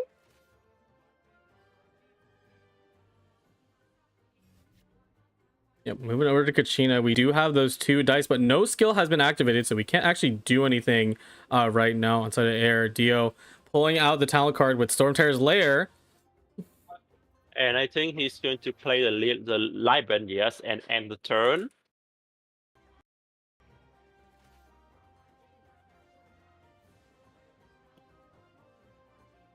Okay. I don't know if this will be a good play for Dio because after all, the main things in this Zhongli deck is that you have to get the Zhongli talent. If you don't get the Zhongli talent, then there is just no damage bonus. You have to get it eventually. Yep. And all the things is that you need Zhongli to be over 7 HP because that is in the card description. If Zhongli is over 7 HP, then all of the Geo summon and Zhongli's damage will be increased by 1. So that is basically what you want to do if you are playing the Zhongli's deck. You get the Zhongli's talent down, you get Chiori summon down, and then you just let all the summons do the damage. Yep. Yeah. Honestly, that's kind of the coolest thing about some of the changes we've had in the TCG so far is that, you know, when I first saw the thing where we were getting characters who had 12 AP each, I'm like, that's not going to change anything. But then you realize, right, that it's going to be easier to proc things like Zhongli's talent, you know, etc. So it really is surprising to see that that really small change was able to bring him properly back into the meta. Yeah. Because to think that before Zhongli's was 10 HP, he just need to be damaged 3 HP down, and then he is already at the verge of not activating the talent. But now, when he has 12 HP, he can just sustain a bit longer. Like, yeah, he just healthier, tankier, so he can get the talent going for longer. Yep, absolutely. Okay. Is it right now? Oh, nice. Chiori talent. Oh, which doll are we picking? Talent. So I think it's the third door. So okay. In Chiori, there's two specific doors you want to get. Both doors with their hands I don't know how to call it. I mean that there's 2 doors with their hands out like this. The first door with the eye follow, it will increase the damage by Chiori summon by 1 for 2 times. And the one with eyes open, it will make the next character that is not Chiori to, when they do a skill, the door will do a follow-up attacks. So basically, all the 5 doors, 2 of them are the most common and the best one. The 3 of them are usable, but they are exceptionally less valuable than these 2 doors. So yeah, I'm thinking a lot about what Dio's doing. Just the summons on the field. We're going to be waiting for their next action. On the side of air, though, what do you think they're attempting to accomplish right now? Kachina is active in the Night Soul's Blessing State, did use her skill, but outside of that, not too much else going on air side. Yeah. So basically, the annoying things with Kashina is that Kashina's dice requirement is very low. Like, you need 2 Geo dice for the skill, but to use the techniques, any dice work. Like you can use Pyro dice, a Nemo dice, Dendro dice, and yeah, it still works. And the second thing is that each actions only costs 1 dice. You know? Yeah, exactly. And that's what makes Kachina so powerful and able to just nail attack after attack on top of other characters, because it really only costs you 1, but as long as you can maintain your Phlogiston or the Night Soul's Blessing State for these Natland characters, they can do a lot. Can do a lot. And also, one thing about Kachina's skill is that Kachina efficiently spends 4 dice to deal 6 damage, which, if you look at the balance of TCG, most characters are built to deal 3 damage, 3 values for 3 dice. But you look at Kachina, oh my god, this little girl just spent 4 dice to deal 6 damage. That's like 1.5 damage over dice. That is so good. Why is she like this? Why haven't the mods nerfed her yet? Which is like, oh my god, she's so strong. Everyone's bringing her now. She just has so much value on her skill. Honestly, it's really cool to see, though. You really wouldn't expect someone like Kachina to really be taking the cake in terms of the meta this patch. What is it? We have an end turn on a Dio side. Air Bulls in their court. 7 HP Chiori has some Geo, some crystallized shields, but honestly, it's really scary when she has the Night Soul's Blessing Stay and 5 dice. Of course, we aren't playing the magic engine like we were in previous rounds, but you still could potentially have wovens or other tricks up your sleeve to make sure that this character can keep pumping out damage. Okay. I don't know if ending on Chirobi was the right decision because Kashina technique actually deal 1 piercing damage to the next characters. So basically, if you stand on Chiori, Zhongli is gonna take damage. Yep. If you stand on Signora, Chiori is gonna take damage. And yeah, as I have said, if you let Zhongli to fall below 7 HP, then all the buffs is gone. They are absolutely. gone. Yeah, even though we talked about how Zhongli finally having that small buff to its HP actually made the talent card a lot more significant in this meta, you still have the restriction. If you go below that 7, your deck is going to start falling apart. Yeah, and I see that this is what is happening right now. Air is having the new cost that lets you use 1 less dice for technique. He also have the gamblers. Okay. The scary things with Kachina decks is that Kachinas can do so much things with just so little dice. Like you do 1 dice, you do 3 geo damage, you do 2 piercing damage. That's like 5 damage for 1 dice. Oh, yeah. And Chiori is going down here, and Zhongli is also having 4 HP left, which is not enough to proc the geo buff. Yep, there goes Chiori. What is it? Can't activate. What is it? Well, you know what's funny? We've been talking about the talent card. He doesn't actually have it equipped. Oh, yeah. He hasn't. Wait, what? Yeah, they really haven't had that opportunity yet, and now they're on 0 dice. No more moves left. Kachina, does have a status, however, not the rest of her kit currently. So she could go for a twirly whirly, but I believe she can't actually go for an attack afterwards. Yes. Okay, but I think that Dio actually misplayed that by not playing the talent, because he actually had the talent in hand, but he actually just go for a normal skill, which is questionable. Like, you have the same actions, same dice, but one gives you a buff, one does not, and you decided to go for the one that does not, then it is very weird. Yeah, but that is the choices made. Hopefully there's going to be some way for Dio to pull this out, but it's not looking too great right now. I think, in a way, because I have not studied this matchup specifically, but my understanding with the Kachina deck, right, is that it is kind of to shred down those people who, are going to stack a lot of buffs on top of one character. So in a way, is Kachina kind of a bad matchup for this Zhongli Chiori summon? No, I think that it's not specifically a bad matchup, because there is a way that you can counter Kachina is by you pressuring Kachina. You want to pressure Kachina into lower speed, so she cannot comfortably sit on her, and she do everything. You make her down to 4 HP, 3 HP, and you say that, oh no, my Kachina is in danger. I cannot just stay on her and do everything. But look at the Kachinas now. She's still she's not that healthy, but looks at Dio side. Zhongli is 4 HP, and Signora look very healthy. But then you look at Lini, you look at Navia, who is still at full health. Oh my god, you know who's in the advantage here. Oh yeah, absolutely. Yeah, looking at the side of Dio, trying to figure out what they can do to escape this situation. You do have the newer version of GeoRes, which is going to give you 3 crystallized shield, so that's also potential. You might have to burn a lot of dice just to pull out that talent card. They threw out Chef Mao, presumably for the food, or just to get it out of their hand. But, that food is a very heavy cost, and you'll be moving over to Signora instead. Yeah, but the thing is that with double Chef Mao, what? Interesting. Okay.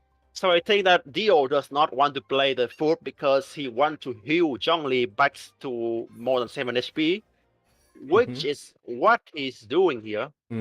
Correctly? Okay.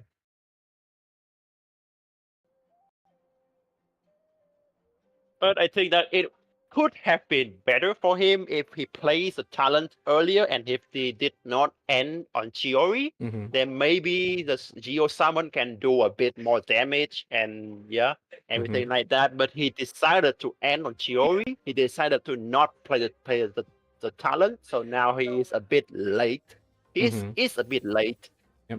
Well, better late than never. At least the Zhongli talent is about to come out right now. I presume that tune just went off with the food. Of course, you won't really need it, giving you swaps and the draw. It's really not what you need at the moment. What is it? Also tuning Revliven.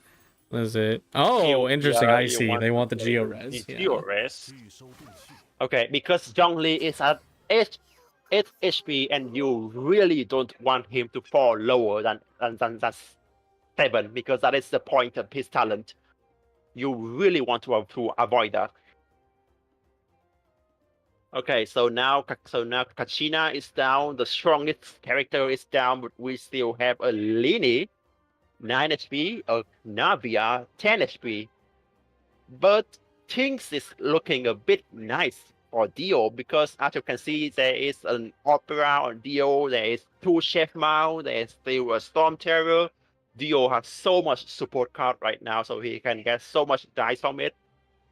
Why Air basically has nothing on their side, but they do have Navia talent, they do have the Geo Res, the Sub. I think that what Air needs to do right now is they need to find a way to pressure or to make Zhongli to go below 7 HP again, so the summon will do less damage. It could be achieving, yes, by playing the soup and get the damage bonus. Yeah, let's see. I was considering the soup earlier. Maybe that was going to be enough to one-shot Zhongli back when he was not at a pretty high HP, considering everything that has happened within this game. But there we go. Okay. There goes the first bullet as well. Okay, so I think that Air just got the damage bonus, in which he does, and now Zhongli is at 6 HP. Yeah, I think you guessed it, Kojo. Zhongli needs to be over 7, and now he's 6. He's 6! It's gone. The purpose of the talent is gone. He needs to be over 7.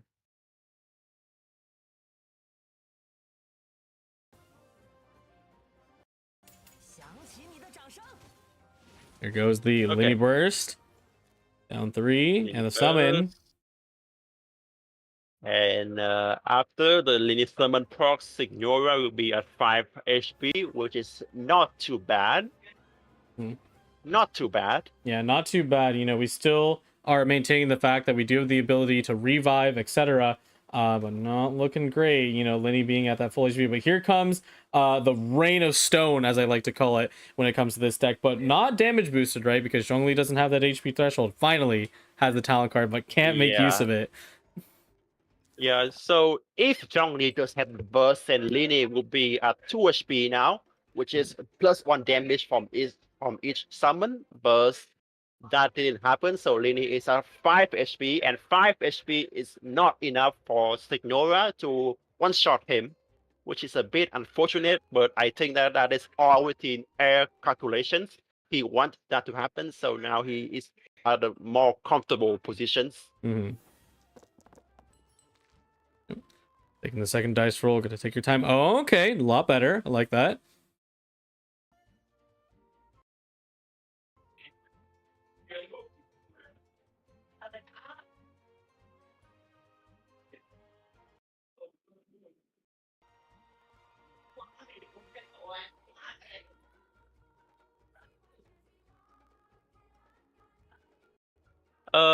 By the way, Kojo, it's a pictures not changed because of the stream on the CN or because of the stream here. What is it? Yeah, it's a technical issue with the sync up, but they should be fixed next match. So for now, let's just make sure we can close out this game. Signora going down to half HP. What is it? Once you pass that, once she takes at least 1 more damage, she will be forced to flip for the next round, or most likely this round, if anything, right? Because I always think about Signora getting pushed to her flip threshold, but honestly, Lini is loading up so much damage within his kit right now that she's in a dangerous spot. Yeah, absolutely. But looking at Air's dice right now, he has 4 Pyros, 1 Omni, which means that it would be better for him to go for Linis build right here because he didn't have the Geo dice, which is, I don't know if he intentionally want to roll for Pyro dice, but be able to do Kachina, to do Navia skill now is a lot better since there is Pyro application on both Signora and on both Zhongli, and you also have Navia talent. Yep. Yeah. Yeah, Navia finally getting to become that endgame character. Now, I didn't really get a chance to count how many crystallizes we had earlier, right? But we did already have Navia use 1 bullet, so I can't imagine there's too many because Linny also is not skilling that many times during this match. Yeah, I think that approximately Air has procs only crystallization once, only once. So, yeah. Okay, so I think what Air's doing, what Dio doing now is his fast swap to Zhongli. He played the Kraus, and that gives him the Zhongli burst, and then he Zhongli burst, and that Zhongli burst will kill Lini. Who, yeah, I think that's what he's doing now.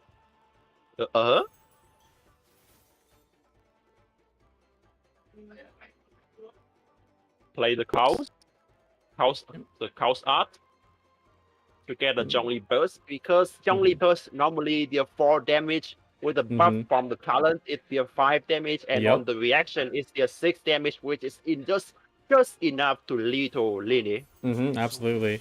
Yeah, and even in general, even if it wasn't able to lethal Lini, there is the factor of being able to be locked down by Zhongli burst, one of the few non-cryo characters who can lock you out of the game basically.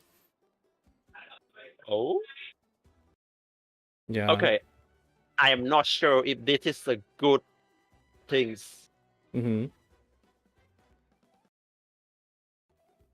because we were talking about that burst, but Zhongli did something else in the first place. Now Mystique Soup coming out on Nera's side. So Dio is thinking that, hey, if this guy just swapped to Navia, I would just play this Woven, I will just burst him, and then he just there. But he decided to not swap to Navia. Okay. And like the soup we don't know what effects what effects it is it, but it's got to be either the damage bonus or the dice reduction, and by the looks of it, he tunes off of his cost. Oh, he hasn't tuned the Navia talent. Oh, there it goes. It's a damage boost. So it is the damage bonus. The healing as well. Okay.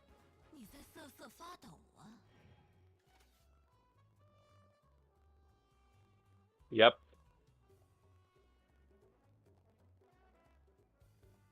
Still in a precarious spot, though. I think Air is trying to hold on to Linny as long as possible, right? Because at the end of this turn, Senora has inflicted her status on top of Linny, so he's going to take cryo damage, and then additionally, assuming Air stays on Linny for this end of the round, which, yep, they just did, is also going to take Crystallize at the end, which should lethal him.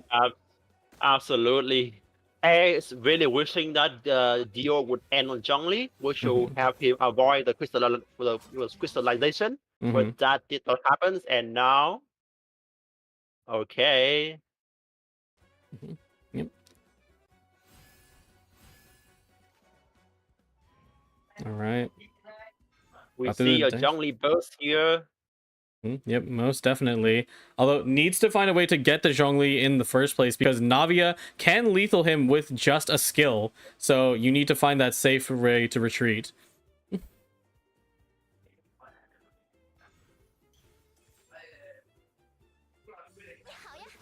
Ooh, in a way, Air sort of locked into the move because they do need to do something. No other ways to really end their turn of the sort or swap stall, so they have to lethal Senora, giving Zhongli's Dio Zhongli a free way to burst. Absolutely. Okay, but the thing is that Dio don't know that Air doesn't have any Geo dice. Air is currently having 3 animal dice, which is not enough for skill. Oh, Geo rest. Yep, Geo-Res pretty nice to make sure Zhongli stays nice and topped off, right? Yeah, even if it was the skill though, right? Ultimately, we are ready to face the Wrath of the Rock with Zhongli and his Meteor. So ultimately, even whatever dice that Ayers has, ultimately doesn't matter. Now, the real question we have to ask here is, can Dio lethal Air within this turn? Because we're not getting a damage bonus. Currently, the cards that we have in hand, we could use Surfing Buddy, but we also have like 8 dice, so that's what we have to work with, right? The thing is that you cannot use Surfing Buddy when there's only one summon on both sides. You need at least 2 summons on both sides on your side to use it. So basically, those cards are kind of useless now. Yep, that is true. It is called Surfing Buddy for a reason. You do need at least 2 pals to do this card. So now it effectively is a brick. They can at least tune it out so they can do multiple geo attacks or at least some normal attacks and skills, because they're going to have to consume at least 3 of those geo dice and then have only 1 Omni remaining. But still, yeah, Dio's thinking very hard about if they can do the lethal this turn. And I think in a way, you too, like Air had to lethal Senora, Dio has to use the burst here. You don't have a choice. No? Yeah. No. Oh, wait, because we have crystallized. That's right. You're not going to die just yet. You're going to live on super low HP. Yeah. Exactly, but... Okay, so Air has 2 choices here. Air can just play the Sharpener and end the turn and then hope that Dio doesn't have like Geo Vessel, which Dio is actually having. Or... I mean... Air is actually counting that Dio doesn't have enough sustainability, so he can one-shot him next round with the Zhongli. But Zhongli now with Geo Rest can have 4, 2, 3, which is 9 effective HP. And to do that, Air needs to have 5 Sharpeners on Navia to be able to knock out Zhongli, which is not possible. Not really possible with the lineup right now. Yeah, not possible at all. You know, that's the biggest thing about Navia. You really need to be building the bullets early, or you're not going to be able to use them in the end game, because Navia is that end game character. And unfortunately, I mean, just with, in a way, you know, despite me calling it sort of Geo stall, in a way, it is a little bit of a faster deck because Shiori is able to output so much damage, you know, on her own, and especially when you combine it with Zhongli, it's the Rain of Stone. Yeah, okay. So it seems like Air is looking for more Sharpeners, in which he did. Okay, so he's really hoping that Zhongli doesn't have any sustainability here, so he can one-shot him. Absolutely. But he's still counting. Yep. Oh, that's the last strategize, and no more dice remaining for Air. Oh. Gonna go for just normal attacks. Normal attacks. You want to chip down as much as you can, so you can just save it for the next round. Yep, and there it goes. Oh, it seems like that was the last card of Dio's day. He has officially run out of cards. Yep, that was it. Game is still at least slow enough so you can actually run out of all your cards in your deck. So there's no support to help you now. What you get is what you roll. So absolutely. So now Dio still has some cards in back of their deck, so maybe Zeta can be some more Sharpeners. Yes, she still 12 more cards, and Dio run out cards. Yep. And Dio is also having only 3 Geo dice here, which is a bit unfortunate for him. Yeah, definitely. Without Storm Terror's Lair or any other decosters, Zhongli is a pretty hungry character. You know, if you want to be able to use that ability of sustain, you do need to have at least those 5 Geodice, and that is incredibly expensive for any character. Okay, so Coach, how do you think that Dio will win this match? It's hard to say. Let's see here. If I analyze the board right now, Zhongli, you know, sitting in the position 2 Meteor, Air is using their one and only Shrapnel at their disposal, and there really is nothing they can do to draw anymore. Puts on the Geo Res, now out of 8 effective HP. What is it? As long as Zhongli stops them in their tracks, though, I think they're going to be okay. Wait. There we go. 2 more shrapnel thanks to the Navia talent instantly drawing out what she needs. Okay, Jojo. So if Dio bursts here and he do 2 normal attacks, then that will be 4 damage, and that summon is gonna finish Navia. But Could it be it? No way. No way. Yo, wait. No It's enough. way. It's enough. On the edge of their final dice, Air takes it by the skin of their teeth. Yeah. Oh my goodness. Oh, and that was the last sharpeners he had. Oh no. Okay, so the thing is that if Air does not have enough sharpeners, then Dio can just normal attack that put Navia at 1 HP, and the summon gonna boom, Navia die. But no, Air has enough sharpeners for that, and Dio take the lose this game. Yeah, absolutely. Surprisingly enough, they were actually able to have enough shrapnel to finish the game. I was really not banking on that because, you know, I really not considered Navia's talent at all either because we weren't really seeing it played throughout the game. But, you know, it does give you that chance to draw out more. And since there was at least 1 more pyro application left, even despite being locked down by one of the most difficult bursts to counter in the game, I'd say, right? When you get hit by Zhongli's meteor, you're kind of screwed, right? Yeah, you kind of screwed, but you just need to survive because the thing is that Zhongli is below 7 HP. So he does not get the Geo buff, so he just deal damage by normal characters. I think that Dio kind of messed up that he has a bit of errors in his games, like he did not play the Zhongli talents earlier, he swapped to Chiori, or and Air did got a bit lucky with the Supro, and the first Supro helps Air to knock Zhongli's HP down to lower than 7. The second Supro also helped him knock down Zhongli's HP to lower than 7. Both of those Supro were so lucky for Air and so unlucky for Dio that his Zhongli could not have sustained the buff. I think that if the buff was there, then maybe the match would be very different. But that is the RNG factor of Soup. You pick 3 effects out of 6 and you got the effects you want twice in a row. That is still something very considerable. Yeah, absolutely. What is it? Honestly, what is it? Great game though. What is it? I was really surprised by that ending. That has to be like one of the most hype endings to be able to win by the very last dice that you have and the very last card draw you have, no less. So right now the players are going to be preparing for their next match. They're going to be figuring out what decks they want to play next. What is it?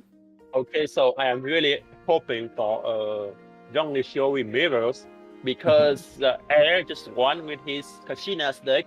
So basically, he would not use it again. So that's left him with the Zhongli Shiori decks or the Crab deck. So let's see who his Air going to pick. We are still waiting for the decks. Yeah, pretty much. Yeah, we're just gonna be hanging out here until the players are ready to go. Let's see here. You know, actually, I think one of the most interesting things that we could talk about while we're waiting for the players to select their decks is sort of their final pick, you know, that's available. Or well, actually, I guess it is a little more standardized than I would say. But here, let's go ahead and grab that for you. Yeah. Yep. Okay. So, Coach, just one question: Have you ever been familiar with that crab Sinotoma deck? Oh, absolutely. Do I know Spicy Crab? That is honestly one of my favorite decks originally. What is it? Because before the advent of having Sino in there, you know, the deck was super slow, you know, and super stally. But once you were able to get the Mr. Packsworn Path Clearer out, having Sino to basically nuke your enemy, you know, at any time and threaten just so much damage, especially back when they had capabilities with Prospector Joe, was honestly the most fun you could have, you know? Yeah, absolutely. And okay, I think that the players have chosen the decks. I see. Yep. What is it? What is it going to be? Yep, they are syncing up right now. Looks like Air is going to be going for the Shiori, Kokomi, Zhongli. So a little bit different in comparison to what we saw last time. And on the other side of things for Dio, we are going to be taking the Mirror, except it's going to be Senora, Shiori, and Zhongli once again. Yeah. Okay, so I can see the difference between these two decks, because in the first deck with Shiori, Kokomi, Zhongli, you are basically playing two Inazuma characters, so you get that Inazuma resonance, which turns every dice into Omni dice, which is very good at the dice fixing part.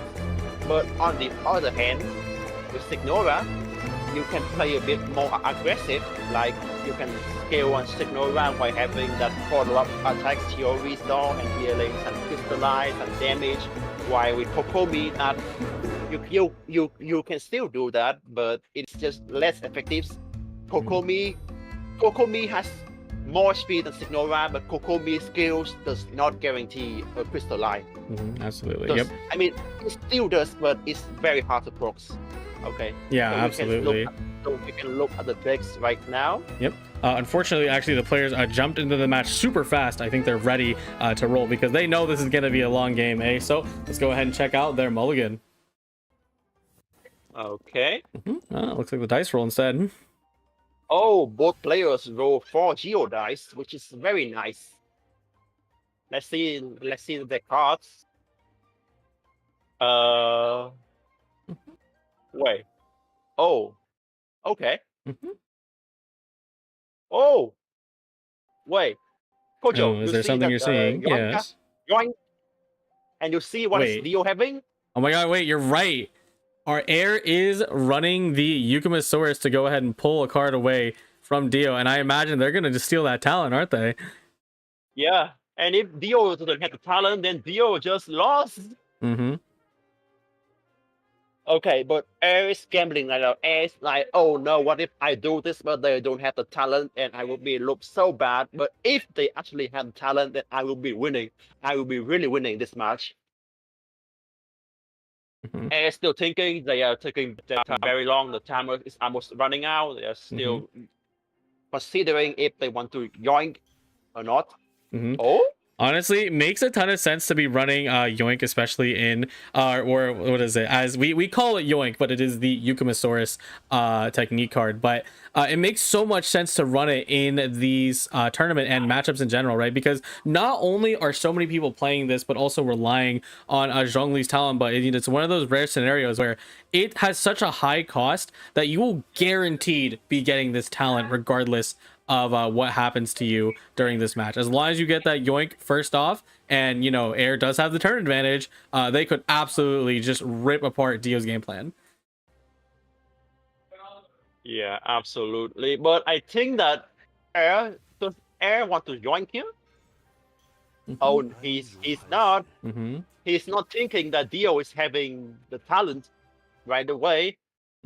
Which could be a decision that he may regret later, because if you could snatch away that Zhongli talent, oh my god, so much potential you could do.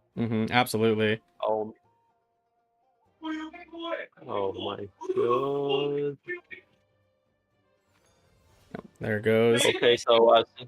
Okay, so I think that Air could be going bad. Oh my god, this guy just played Zhongli talent out of nowhere. They must have it in their hand. Why did I not use that Junkasaru cards? Yep, most definitely is going to be quite frustrating for the fact that Zhongli's talent literally so essential to the decks that we've talked about ad nauseam in the previous rounds.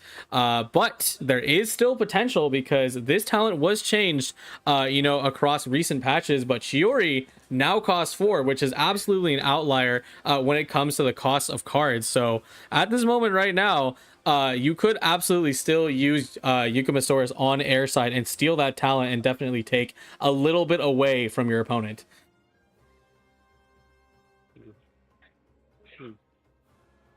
Okay, so it seems that right now both players can going to do the same things. They're gonna swap to Chiori. They're gonna play the talent. they can play theory skill again to get both of the damage door and the follow-up attack doors, and then they can swap to Signora, and then boom, so much damage. Absolutely. So much damage. Okay, but Kojo, I don't know if you know about the breakpoints of this deck, that if you got 3 theory stars on the field with 2 of them buff the damage, it will be 2, 3, which is an absolute 10 HP summon and face. Yep. One of the most powerful summon combinations that we have in the game. And I'm quite familiar with the Rain of Stone, as I have been severely inflicted by it with people throwing the rocks at me. But there goes the Yoinkosaurus. What is it? Are we going to do it, though? I mean, I have to imagine you got to do it if you pulled it out. Now, it would be so unfortunate if Dio perhaps had a card that also draws more talents. But I can actually take a look inside Dio's deck right now. It's only 1 talent per, and I'm pretty sure that Air knows this, right? Because it is open deck list. Both players can look at each other's decks. So Dio, what is it, might be in a little bit of danger here. Yeah, absolutely. Okay, so Airs might have been Airs may be regretting that they have not played the Yoink earlier, but they could still play the Yoink now, and Yoink could play the Chiori's talent. Yep. Okay, so went you're for going to do it now? the Mystic Soup as well. What is it? But what buff did they we get? Don't know the we don't see it, unfortunately. Yet. Was also able to draw Hot Springs O'Clock out from Chef Mao, but you know, right now not really much use. No other summons on the board besides 1. Okay. Oh, there it goes. Joy. Nice. And there goes the Shiori talent. Yep, there we go. That's it. The thing we've been kind of talking about for this entire time finally does happen. You know what's really funny about this, though? This is the one time where, especially, this is where you get super meta in terms of trying to figure out what your opponent's doing, is that the fact that you have the Yoinkosaurus to take both the Zhongli or Chiori talent, depending on what they draw, but now, as a player, you can use Chiori's talent. So you just got a bonus for free. Yeah. Okay, so now Dio, he does not have a talent, so he basically cannot summon 2 doors on 1 skill, which is, I don't know, it could be better, it could be worse, but it is less damage. It's less damage. It's less damage overall. Like, instead of doing a 10 damage summon and face, you are already doing 8 right now, or doing 7 right now, which is just less. Yeah, absolutely. I mean, Dio could still be winning this if he can have a better role. He can roll better, he can play better, but it's a question of who is going to pull out the better place right here, which we will be waiting. Yep, absolutely. Dio is going to respond to that Mystic Soup usage in kind. What is it? It's picking between what the options there have. Hopefully, I think, what are we really hoping for, right? Oh, they went for a barrier, which I believe is a damage reduction, yes? Oh.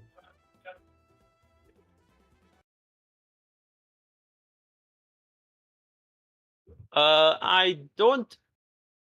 Okay, so what I think right now is that Dio thought that he could be. How do I say? He wants to put Zhongli HP to lower than 7 for the opponent, so they would get a geo damage bonus. Yep. Which could still be working, but let's just see. Because if you look at Air's hand, it has the food, and this food, it will heal you for 1 HP at first, and then 1 HP at first, and then it will increase for each summon you have. But I guess that is not the case. Yeah, then, that's no longer the case. If I'm not mistaken, that is a surfing buddy in use yet.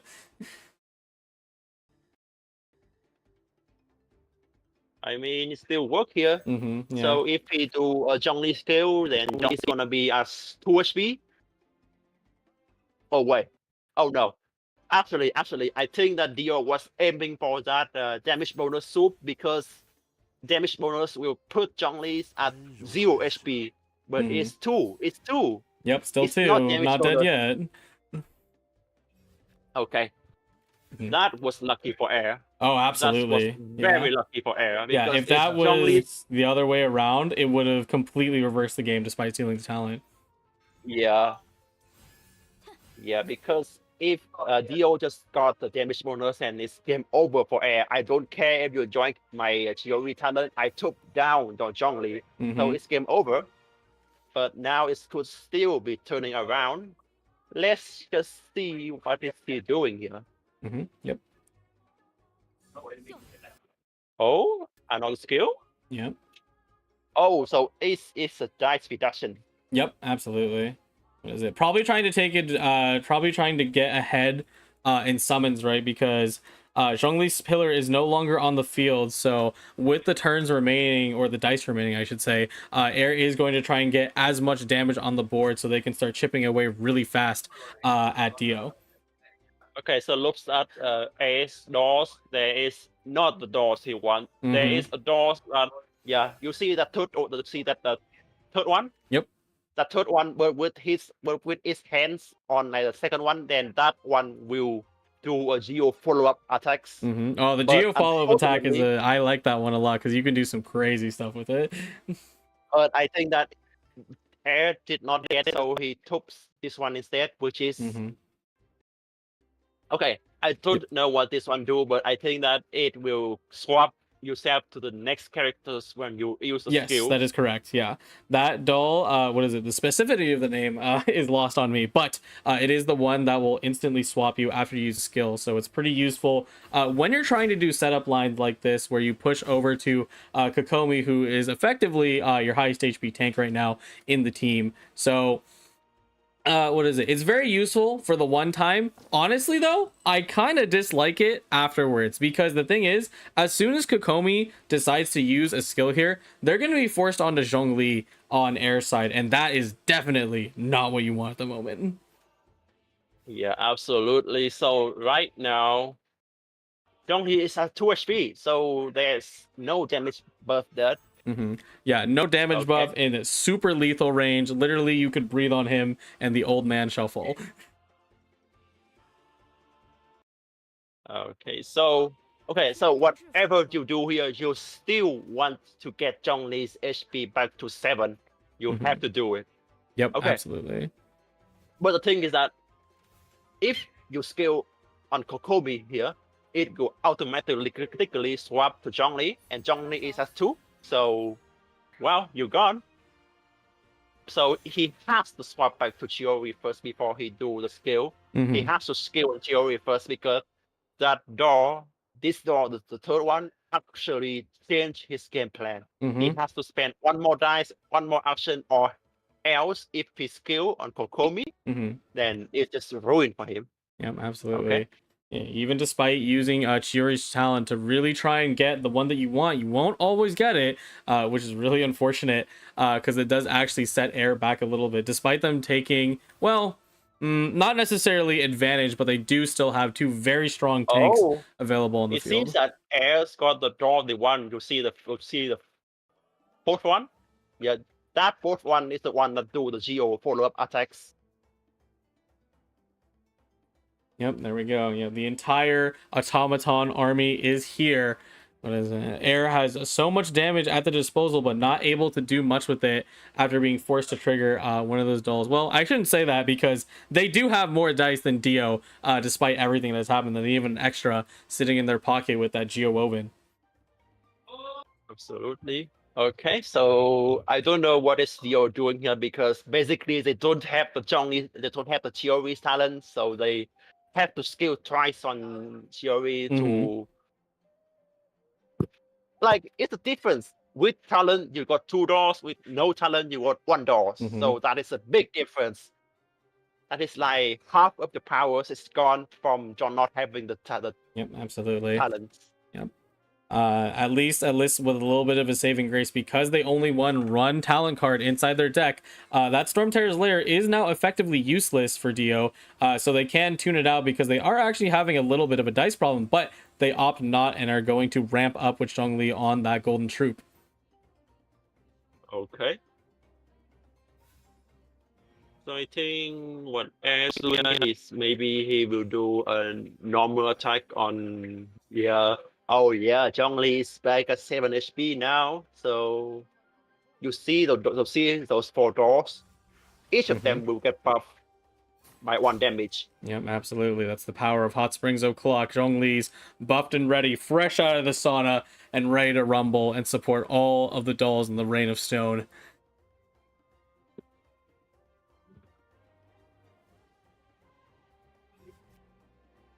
Okay, and it looks like... Oh no, a third one? Oh wait, oh, they're going for burst! Oh man, look at the damage! Absolutely. Yeah, definitely not lethal, but honestly, it doesn't matter because like I said, those dolls are coming and it's going to be a really big problem for Dio, who has already ended their turn, or no less. Air does have the option to use surfing buddies, but I mean, it's probably a bad idea because you're giving free damage to them yourself, so. Whoa. Even with only 2, that's so much damage, right? That's so much damage. Okay, so Signora will be 8, 6, and then 4. And at 4 HP, then she will flip. Yep. And yeah, she flip. You say goodbye to your revival. You say goodbye to your cryo Signora. She's pyro now. Yep. See if we can get a better dice roll here. Right now, Dio is not looking so hot. Ooh, Air! Only 2 Geo dice. Of course, you are technically fishing for pyro Dio. dice. Yeah. But Dio is no pyro dice, 1 Geo dice. It looks like Dio is just unluckier. Yep. Yep. A bit of a mistake there on my part. What is that? Flip the dice. Oh my god! No. Yeah. Go, Joe. You see that in Inazuma. Oh yeah, I see Inazuma Res. Yep. Yeah. And for Dio, oh my god, Dio is having nothing right now. Yeah, absolutely. Thankfully, you know, Air, despite having a bit of a brick dice, they are able to recover from this. On the side of Dio, though, I'd argue it's not completely over, right? Because they do have a good amount of cards to do. And are they winning the equipment battle? Most likely not, actually, because both Shiori and Zhongli have their talents, which add up to 9. And just on the side of Dio, there's no way you can get 9 total equipment cost. Yeah, so basically you cannot play the opera. You have to just tune. That's like tune. How do you say that word? Yep, tuning out. Yeah, just tune it out. Just tune the cards. Yep. Right now, Dio is methodically picking out what they can do to get rid of Opera, because that's the most you can do. Thinking about summoning the pillar, I do believe that is a decost on the skill, right? We have the pay a little less dice. Yep, there it is. Oh, knockout on Shiori, no less. Okay, but right now, if you look at the side, then Air just basically has more HP on the character than Dio. Like you have a 10 HP Kokomi with a 2 HP Signora, you know there is a big difference. Oh yeah, absolutely. Kokomi hasn't even used healing this match technically, and they're still been able to keep super healthy because once again, one of those characters who was able to get changed to have a 12 HP, making them so much more tankier and better to set up with. So it's really on Dio Zhongli to hold the line with their shield. I just really think that wait.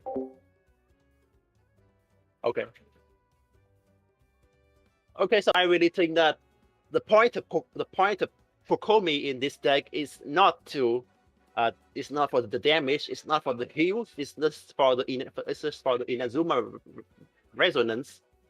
So you can just turn your bad dice into some juicy Omni dice, and you can do whatever you want. And on the other hand, if you want to deal some damage, then maybe Signora is just a better character right now. Okay, so it looks like Air still thinking, and unfortunately, there's some technical issues on the stream, and we have not seen the dice for Air yet. But that may not be an issue because Air has Inazuma Resonance here. So what is he getting? Is it the damage bonus or it is a dice reduction?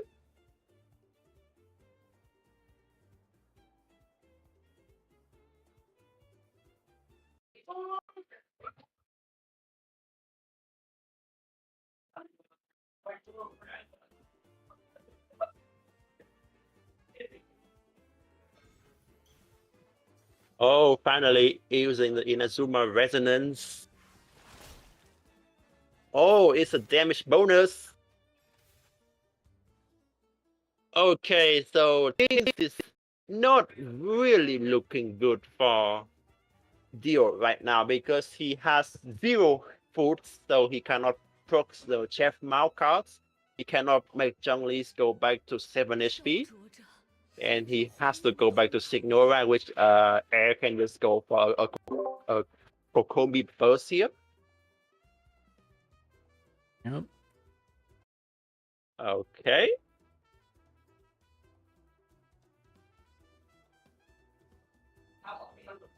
Okay, so Air can just go for a Kokomi burst here, and then and so basically the Kokomi burst gonna lethal out Signora and also heals back for 1 HP. Kojo, do you think that the outcome of this match has been decided? I mean, most definitely. Air was able to take that talent and take it all the way with them, which really, I mean, I guess, you know, Chiori did her job, right? And now it's simply just Kokomi and Zhongli having far too much HP against Dio to actually be able to pull it out. Yeah, absolutely. And not to say that the Air's Dio is also at HSP, while Dio, Dio's Zhongli is at 7, with S3, sorry.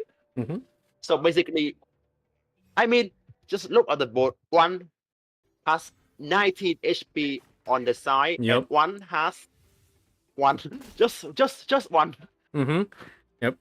Actually, oh, there it goes. Okay, Wang, the Yoingosaurus to finish the job. Yeah, we couldn't see the dice for Air, but that is going to be a decisive 2-0 victory. Congratulations to Air for taking the match. Congratulations to Air for winning this set. Okay, to be fair, I think that Dio could have won that match if he got the soup of damage. Then basically Air's Zhongli is gonna be defeated, but unluckily he did not get it. So Air's got to play back, heals back, and win the game.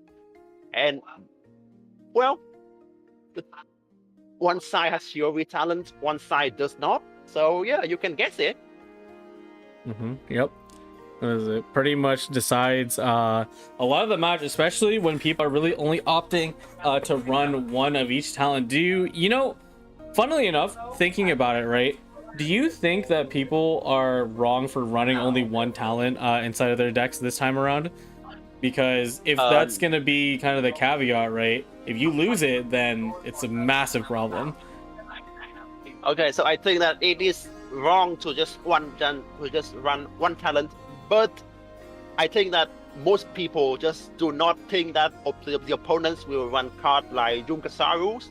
They really do not think the cards like that. They think that, okay, so decks like this, decks like that, people will run this card, that card, they will not run this card, that card, so I will just I am not prepared. I think that the opponents will run this card, that card, no, one is enough, just one is enough, yeah. But then you have someone like Air who will run Junkasaurus, snatch away the Chiori talent, and after that the match is just decided. Yeah, absolutely. That's it. We got what is it? We didn't get a chance, so we're gonna take a look at a little bit of their decks, right? But there's the Yukimasaurus variant with Air, who was obviously able to pull out victory, literally, with the Yoink. And then we flip over to the side of Dio. You know, pretty much the same list, but you know that one drop was ultimately deciding. What is the difference, right? What are we seeing here? Because I believe it's the difference, a minor difference in food. And also the dice fixing with Inazuma Res, yes? Yeah, Inazuma Rezo, but the important thing is that Air has Junkasaru, but Dio does not. So basically, one side has the ability to steal the opponent's cards, but one side cannot do anything about it. So I mean, at this point, when it is a mirror matchup, then it is decided who has the better list, who has the better decks. It is also decided by who rolls better, who plays better. But sometimes it is decided since the beginning, like my list is got better cards, my list can steal your decks, like my list can steal your cards. So what can you do about it? No, there's nothing I can do about it. Unless I also run that card, but unfortunately Dio did not run Yungasaru, so there's nothing he can do, unfortunately. Yeah, absolutely.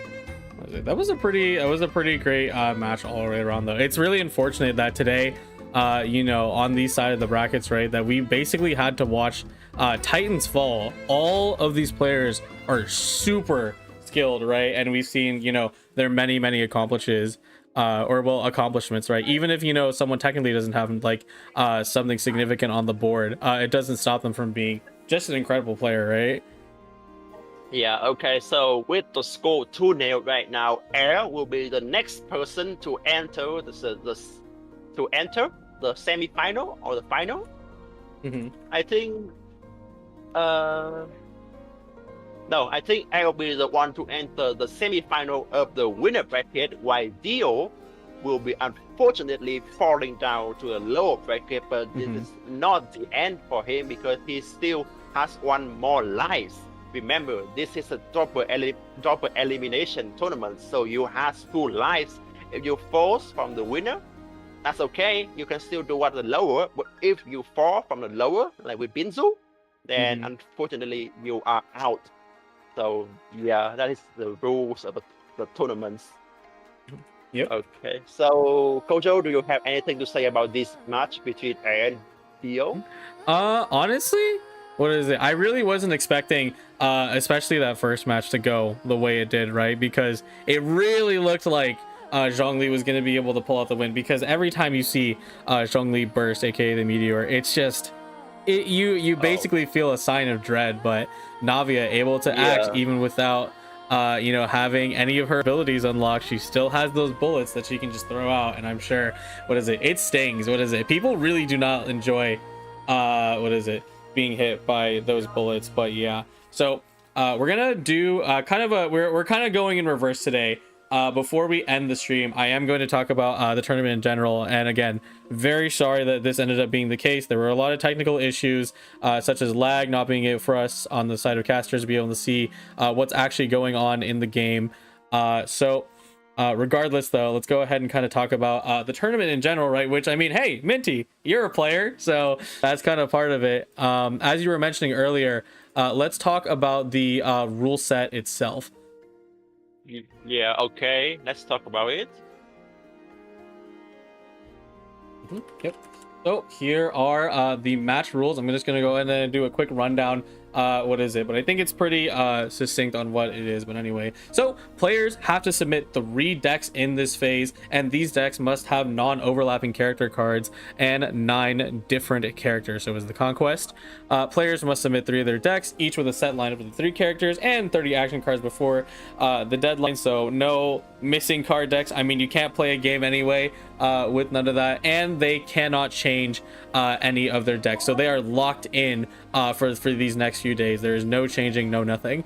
What is it? They're gonna, obviously, like we said earlier, it is open deck list. So anytime a player you know, is facing off with each other, they can see each other's deck list and they can figure out those counters. And we saw today, right? The counters came out in and of themselves. When you have only 1 talent card and you have a wonderful Yoinkosaurus, you are going to have a bad time.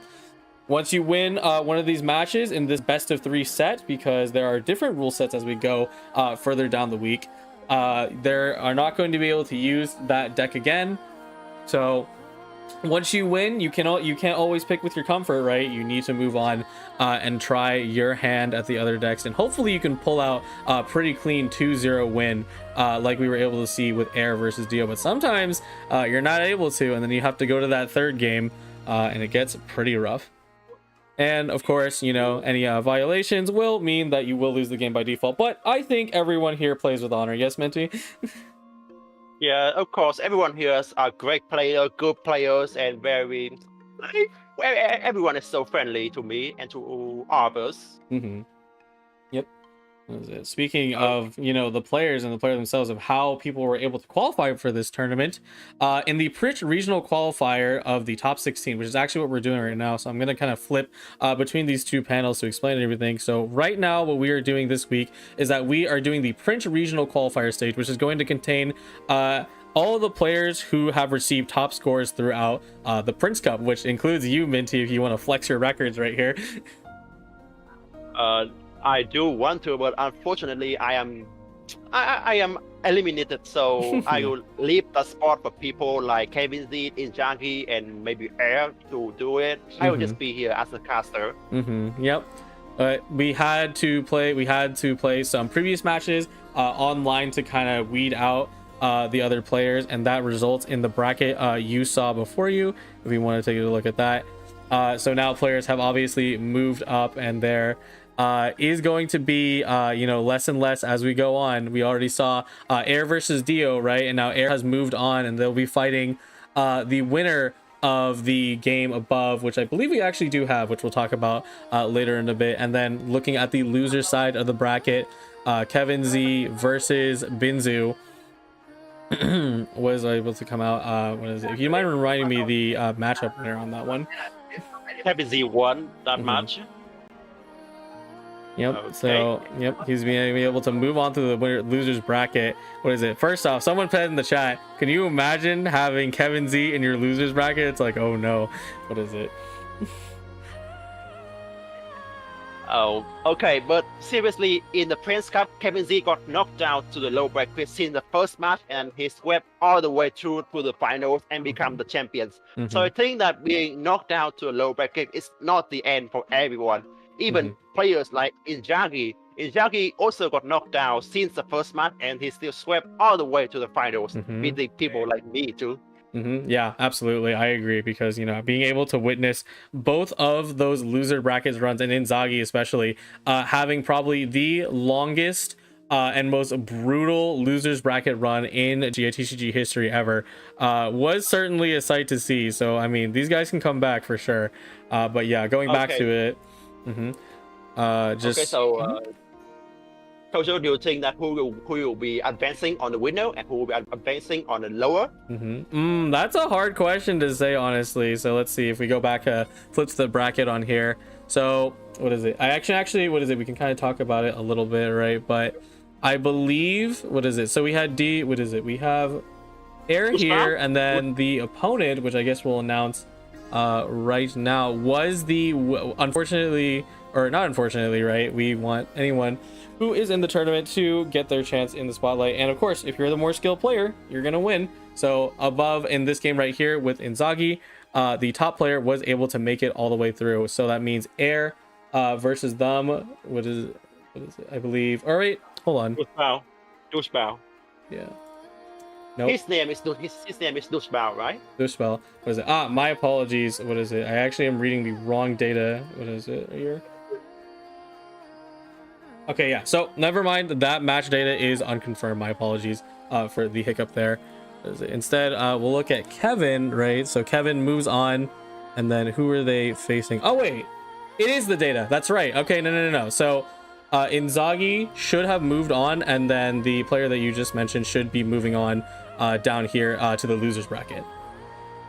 Okay. Yep. And then conversely, on the other side of things, it's going to be Dio versus TDM Magane. So what is it? Actually, that doesn't line up either. I think what is it? I think I may have gotten the wrong data, so apologies on that. We're gonna move on from that though. So talking about outside of that, we have not actually gotten the chance to mention the prizes. So for the event prize, if you're able to place 25th to 32nd, is going to be 60 yuan. 17th through 24th, 90 yuan. 13th through 16th, 120 yuan. 9th through 12th, 160 yuan. 7th through 8th, 320 yuan. 5th through 6th, 640 yuan. And now, what is it? Getting to the bigger spot, right? So it is equal pricing, but it is 4th place, so you still did achieve a lot to make it all the way through, right? So it's going to be 640 yuan, and going up to 3rd, 960 yuan, and 2nd place 1280, yuan and a 3,200 yuan. It's a pretty good stuff, I would say. Yeah.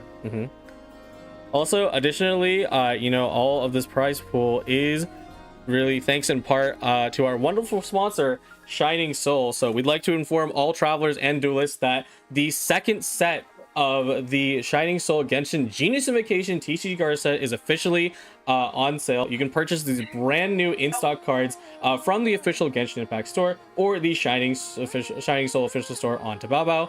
What is it? Gather your friends and collect the Genius Invocation TCG cards and let the duels begin. What is it? And AstraNox Invitational is sponsored exclusively by Shining Soul. And I mean, what is it? For our own comments, Mincy, these cards are awesome, aren't they?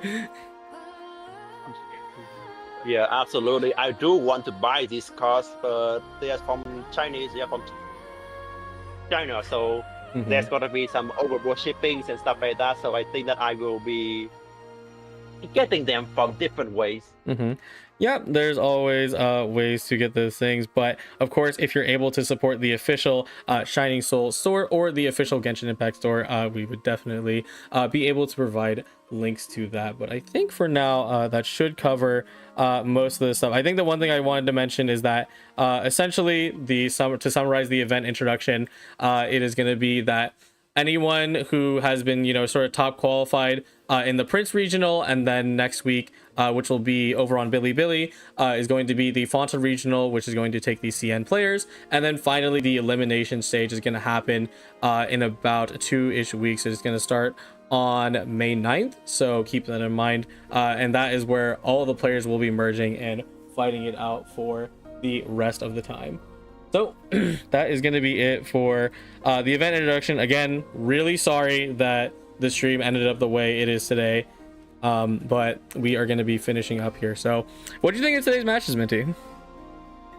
Oh, I think that today's match was absolutely crazy. Like the match between Dio and Air, when they win just by a slight of luck and also some skill too.